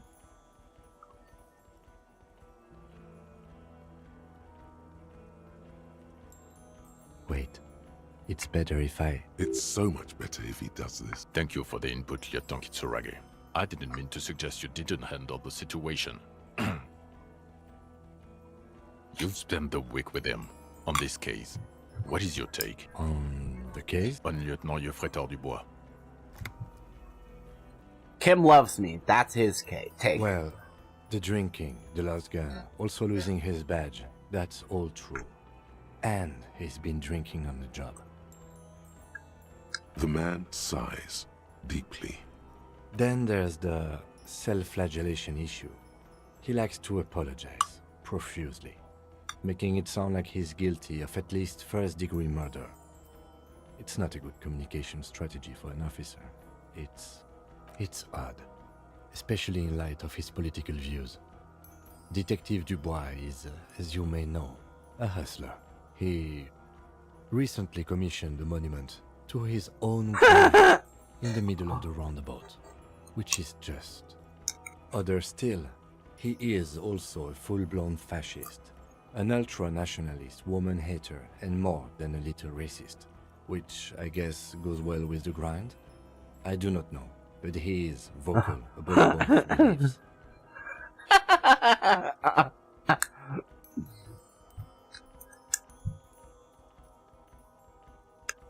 Well, you know.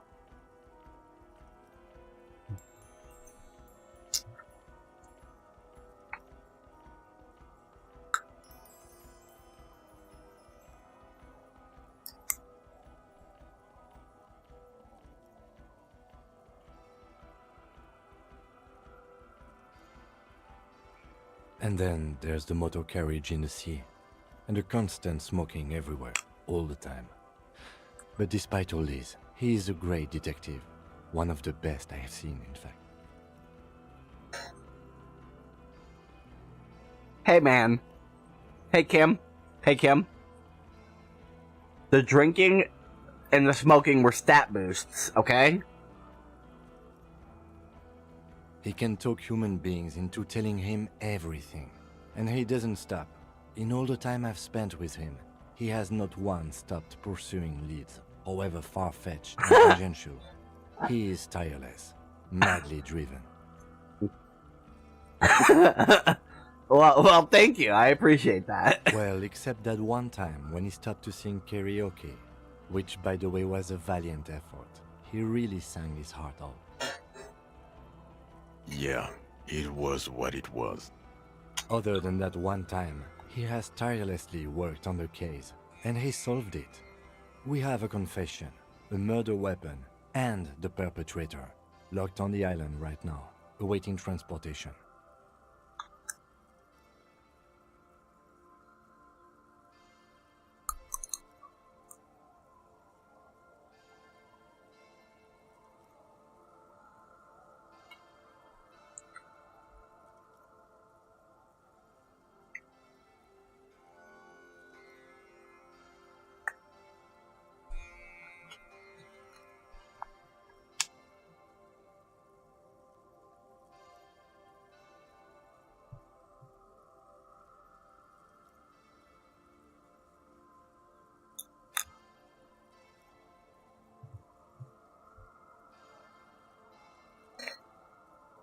He apprehended a straggler who stayed hidden for 50 years, ever since the revolution, who's probably committed other murders over those years. Oh, and he also discovered a new species. A new species? Yeah. A colossal stick insect. It was on the island, camouflaged as the reeds, unfolded from the reeds. I think we may be dealing with the Insulindian phasmid. He takes out the photo and shows it to the officers across the yard. You hear gasps. As you can see, it's about 3 meters tall. In fact, we think it may be the largest land invertebrate ever discovered.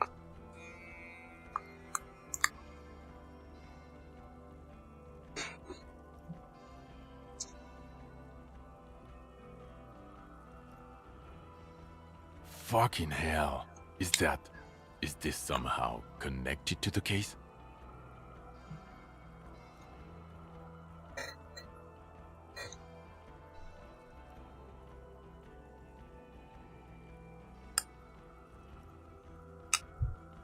Detective?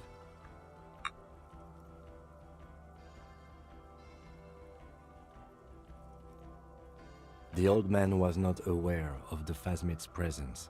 Exhibiting a strange, atypical dementia, he fell into a stupor after its appearance. He became near catatonic. So it is connected. I must say, this is absolutely extraordinary. I don't even have words for it. Yes, it really does make it hard to fire the drunk. Yeah. This is a very, very sad man who has just seen. Now you make your case. Now is the time. Now or never.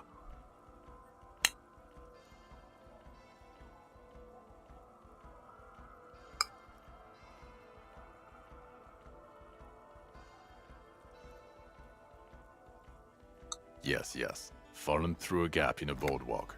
Drunk. The body was transported to Precinct 41, our morgue. You're not the only cop in the world, Harry. Still, good work with... It's still a point for you. No denying it.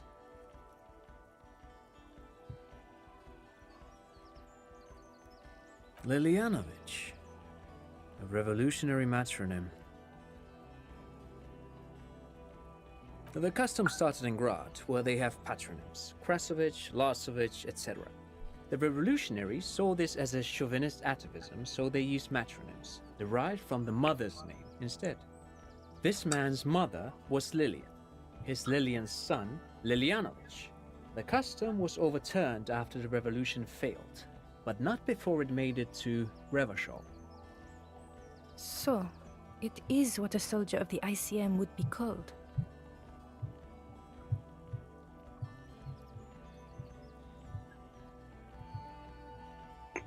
Thank you, Trant. Thank you for that piece of cultural theory. You said you have a motive? Of course, excuse me, I just thought it was noteworthy. He wasn't quite sure about the straggler before he heard this detail. It must have convinced him.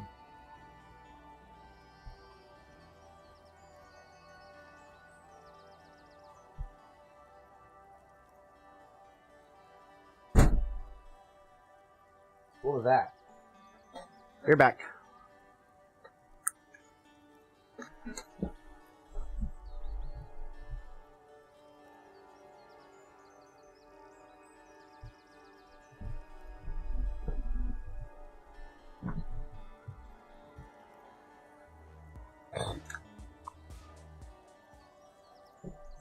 My duffel bag fell in the other room.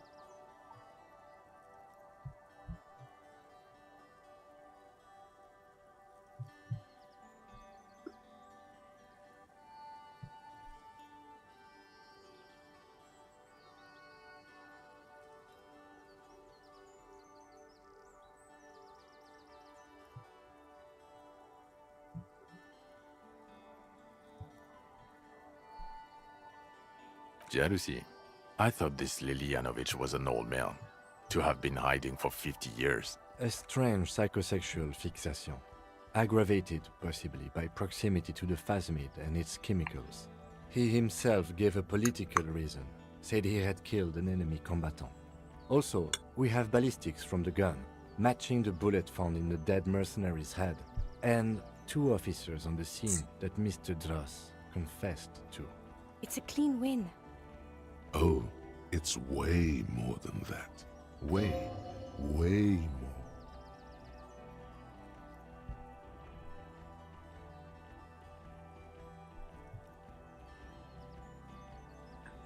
Hello, Spurk Snake.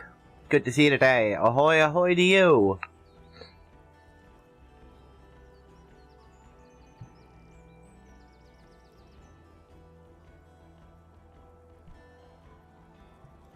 Perfect folding mechanism. Get over yourself, Harry. I can still smell the booze on the wind. God damn it. Doesn't it ever leave? It will pass. In time. What was that? It sounded like you set up a nightclub in the church. Get a grip. No one cares about your anthroponetic adventures right now. 4 kids were living in a tent on the ice. They were going to drown when it melted. It's not optimal, but the building was abandoned. It's not that okay. Get off this subject now.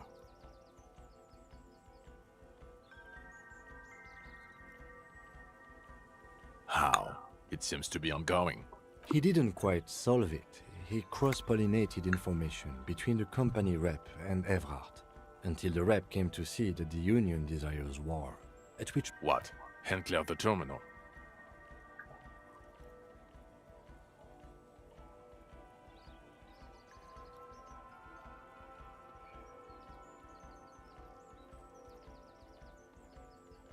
Sounds like you got played, Harry. Because you were off your tits on Al Ghul. Hey! Maybe. Certainly. You're Everclear's go-to. It's not quite like that. The move allowed us to stabilize things here. It was not bad for Martinez, and we don't owe anyone anything. Okay. I don't know what a doomed commercial area is. Why? That's not what you were supposed to do here. There was a possible witness in there. Yeah, and exactly. It was close to the crime scene. He was just chasing a lead and ended up advising a local shopkeeper. Of course. Call it community outreach, right? Mm-hmm. Who's Kuno? You don't want to know. You're right, Lieutenant. I don't. You snorted the drugs, I know you did. It's alright. No, they're in my pocket. I'm in. At this point, anything is but the drink. Female? What makes you think so? You had to see it. It had the subdued colors of a female. And... Incredible. Were there... Not as far as I could see. There were other things there, though.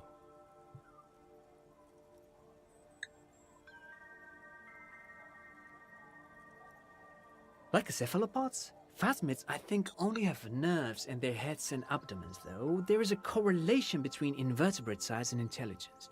No, I wouldn't say it was...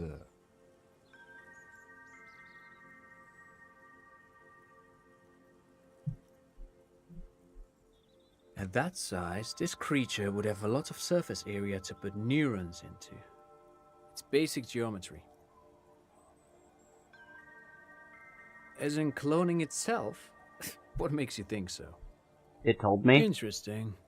Then it is especially vulnerable to disease. A single strain of bacteria could wipe out the entire species. We're probably talking conservation efforts here.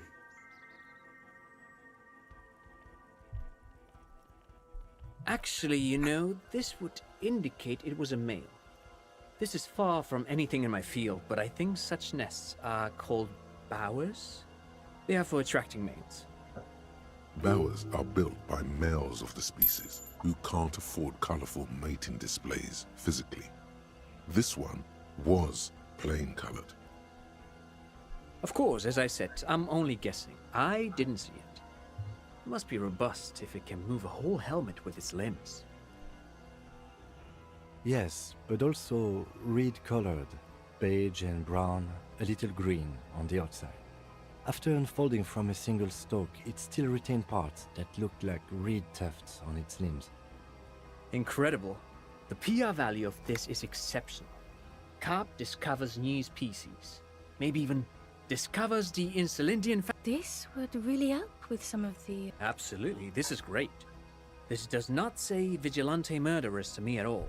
This is science, news, human interest. You know, it's a really good thing you have that photo. Without it... You're doing good here. Perhaps quit while you're ahead?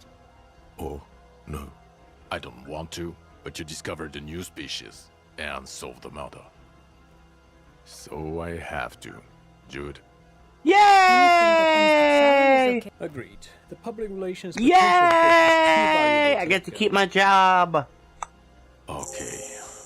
We have vehicles in the square, and the perpetrator needs to be taken into custody. Let's go. Now you will finally get to know who you are. The man looks westward, jingling his car keys in his pocket. No. Okay. Talks concluded.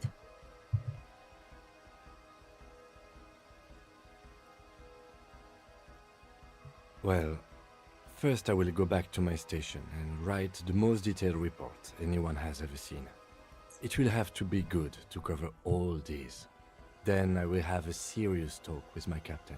Detective, we just stopped a small-scale war. Something is happening to Revachol. I don't know what yet, but it's going to be a hard spring for the RCM. We need to get ready, infiltrate, investigate. Talk to Captain Price? I'd rather not ruffle the feathers of two captains with my doom-mongering. Work with Price? I'm flattered, but I don't know if I... Would fit in. Am crazy enough. Can take the stress. He doesn't know how to finish the sentence. This truly came as a surprise to him. Not a bad one, but he's at a loss. Flattered? You're Lieutenant Kitsuragi. We would be flattered if you even considered. I would have to tie things up in GRIH first. But, I mean, whatever is coming, Jamrock will be more central to it than the harbor. And we also have a huge caseload, Lieutenant. Piles that we need to get back to. I do like the sound of that. Yeah! Recruit Detective Kim! He's really considering it. Let's go, let's go, let's go! Who is it? She lives at 1113 Tabernacle Road in Jamrock, remember? Tabernacle? It's on the way over. Near where you live on Perdition. Fine. Wait. If She and her husband were conducting... They should know as soon as possible. It would do you good to deliver some positive news for a change. Us? We're the bloody murder station, haven't you heard? That's not true. Jamrock is too big for one precinct. You are just Thank you, Lieutenant. You're being kind. It is an understaffed station and the district is too big, which is why we need to... Get back to it. We left Torsen and McLean to run the Sea Wing. It's not good. So he remembers that. Yes, there may have been a raid on some churches. Shooting up churches never is. I was out of town, to be clear. Our enemies were hiding in a church, to the best of our information. That's it. I'm not talking about this anymore. Your security clearance is shit tier right now. You have to wait for it to go up. He means it. The RCM and its enemies will not be discussed on this coast. Okay, it's not the bloody murder station. It's an old converted silk mill with green desk lamps and a coffee corner. A lot of good people. I work didn't there. get fired. I didn't get fired. Jamrock is the largest ghetto in Revachol. Faubourg, technically, but it's divided into 11 districts. The press will blow over.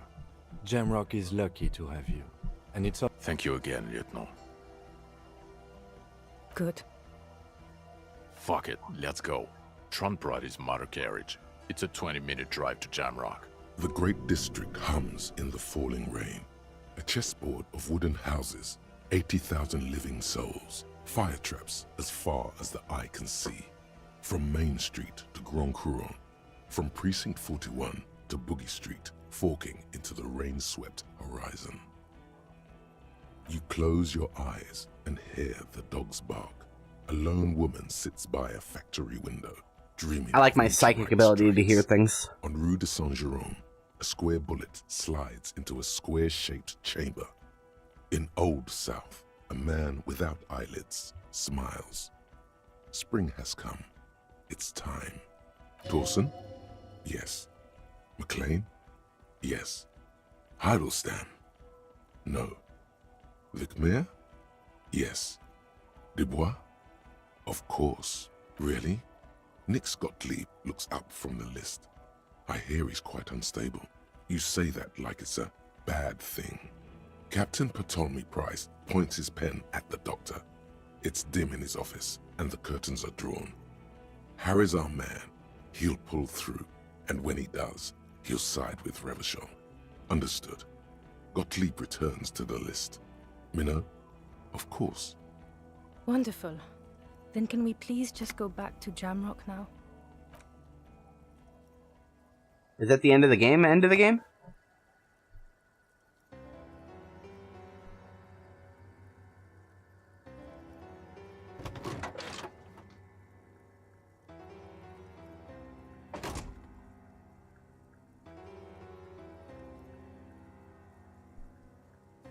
I never found out who called the police.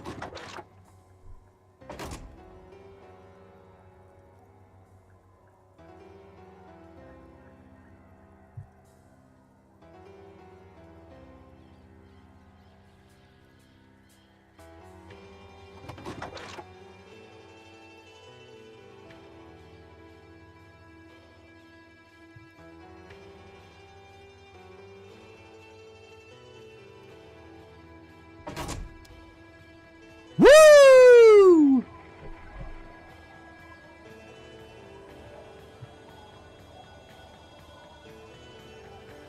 That game, honestly, 10 out of 10. Super amazing good game. And now, as tradition, we're going to honor the developers by watching the whole credits, unless it's like 15 minutes long, in which case I'll skip it later. But right now, we're going to at least give it an attempt.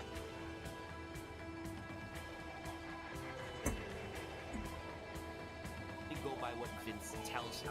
Unfortunately, John, he's not always steering you right. I know that's new information, but he's not always having your best interests. He might have been trolling him, actually, it turns out. Right. So when you said Adam can do whatever he wants, Adam can go on these shows, he's a free agent, and then 4 months later you said that man betrayed me, and let me explain to you how.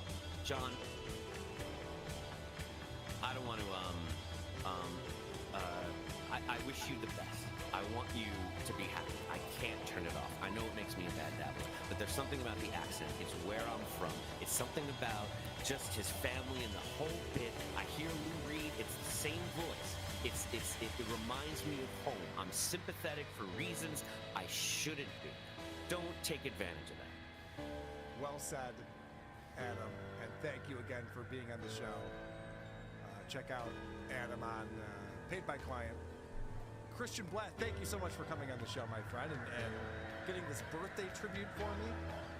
Oh, it was my pleasure. I had a lot of fun with it. You went above and beyond, and as I mentioned before, Who Are These Broadcasters is available on its own podcast feed. You can sign up for that and get Who Are These Broadcasters every Wednesday and listen to podcasts. But also, there's a new episode they did on Sunday at 1 o'clock. Okay, I went to go grab ice cream.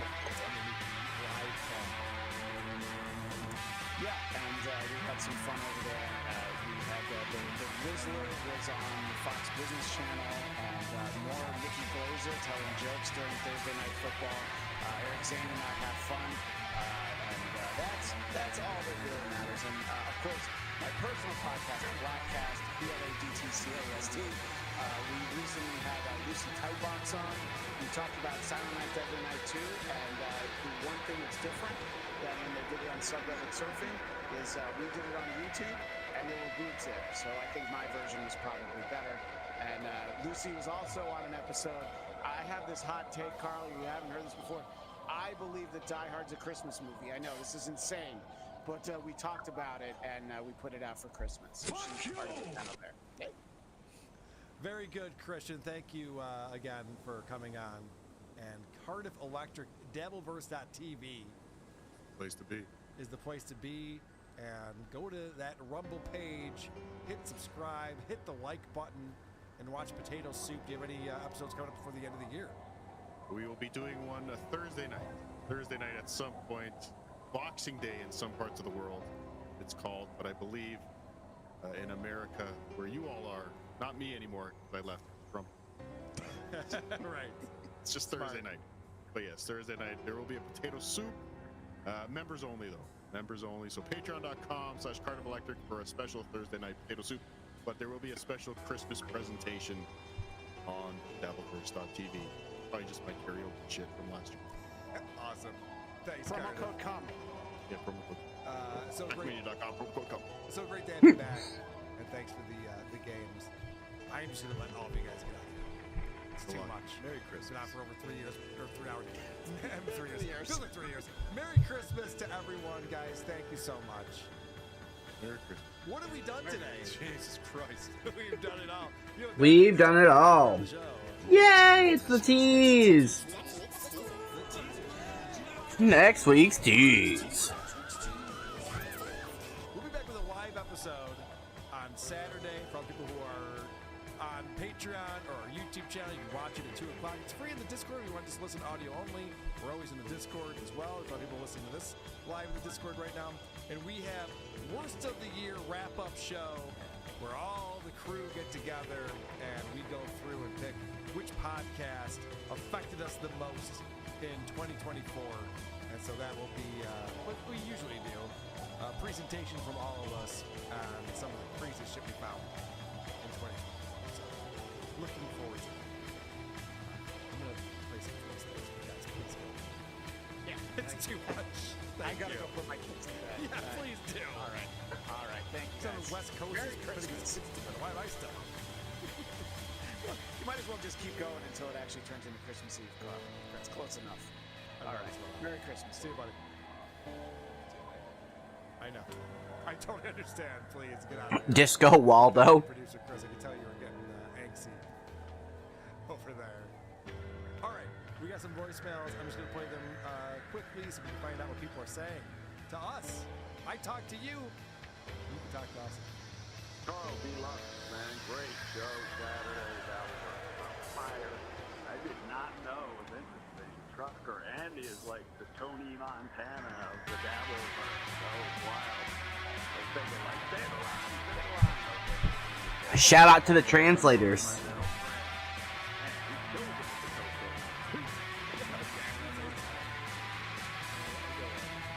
Also, Line of the Year nominee for this trip. There's my package from Happy for John. That was a classic. Since 380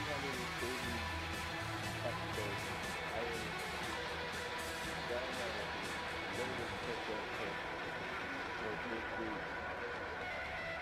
I'm not even caught. I like this song. It's like noise rock. It happens. It's some annoying ones from time to time. I get it. Just to clarify, I hated the episode, or that podcast. No, I was mad on their behalf. Fuck you again. Bye. Petty Crimes podcast, I assume we're talking about. That one was an extra annoying one for sure. Corny bro, that might be you at this point, Lady K. I gotta admit, I came into the Dabbleverse through you, through the creepo. Mm-hmm.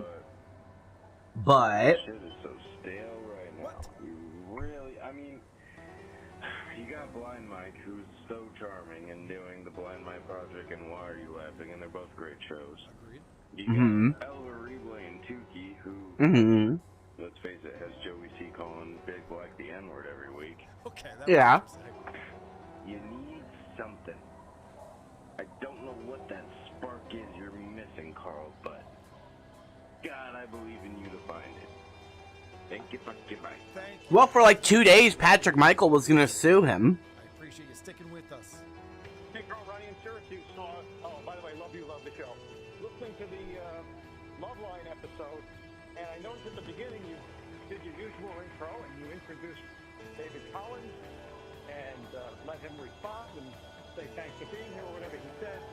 And we said, oh, and by the way, producer Chris is here, and then you just kept on talking, didn't let Chris give his customary greeting, as you do with all of your guests all the time, including Chris. So something happened there. You gave Chris the old snubberino. I'm just saying. Also, is it possible? I'm going to pause it real quick. I used to not acknowledge him at all. I was like, I'm being very rude to my friend Chris, who's in here every show. I should probably acknowledge him in the studio with us. So he's lucky I even acknowledge his existence, is my point. I'm just saying. Also, is it possible that John Flick smacking has taken a back seat to the more annoying Opie with all day long? Holy crap. I mean, Gary is railing against John Flick smacking, and I'm with him. But Opie's all day long is just bizarre. That's all I got. Don't call me back. It's almost like he's trying to be annoying. I think it's the same with John with lip smacking. They're trying to be annoying, like, yeah, it's annoying. Yeah. No. What's up, WATP? All I gotta say is, god damn, this is the first time I've had to fast forward through your main show because the people on the show you were reviewing was so Thanks, Snake. corny and shitty. No wonder this bitch writes for SNL. Keep up good show, love it. I'm out. Yeah, petty crimes are the top one. We probably need that one first to point out shit. Hey, Gary, I'm starting to feel like Charlie Brown trying to kick the football.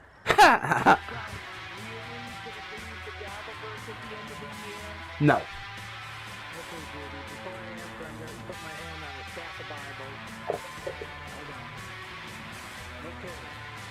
I believe that Silent John is a man of his word, and he will be putting the gavel. Good one, Gary.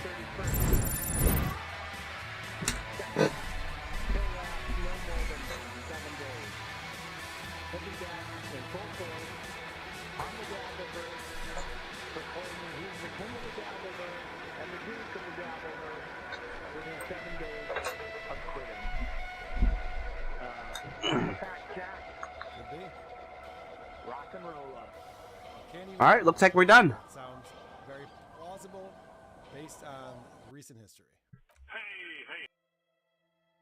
And we're going to be done with that episode of WATP as well.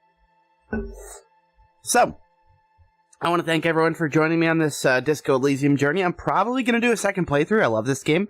And Snake isn't done with it. He's not done with it yet, which means that I have time anyway, so I'm probably going to start another playthrough and do things a little bit differently, and I'm definitely going to unlock that door on the coast. I'll just roll it a million times if I have to. So, I don't know if I'm going to stream tonight, but either way, thanks for joining, and until then, we'll see you next time.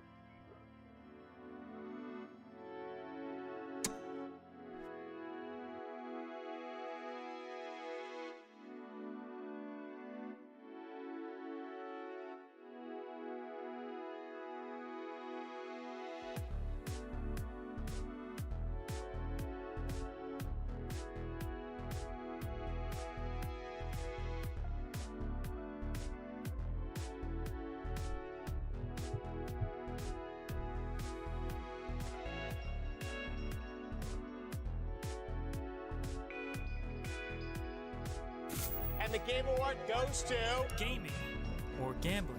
One of the most exciting games of 2020. An abundance of predatory monetization. Genshin Impact, the sponsor of this video. Gacha games pose increasing threat for younger players. $250 gacha skin. This video is sponsored by Genshin Impact. A form of gambling. Honkai Star Rail. Gacha games. Honkai Star Rail. Genshin Impact. Genshin Impact. Genshin Impact. Genshin Impact. Genshin Impact. It feels like gacha games are everywhere nowadays. In the span of just a few short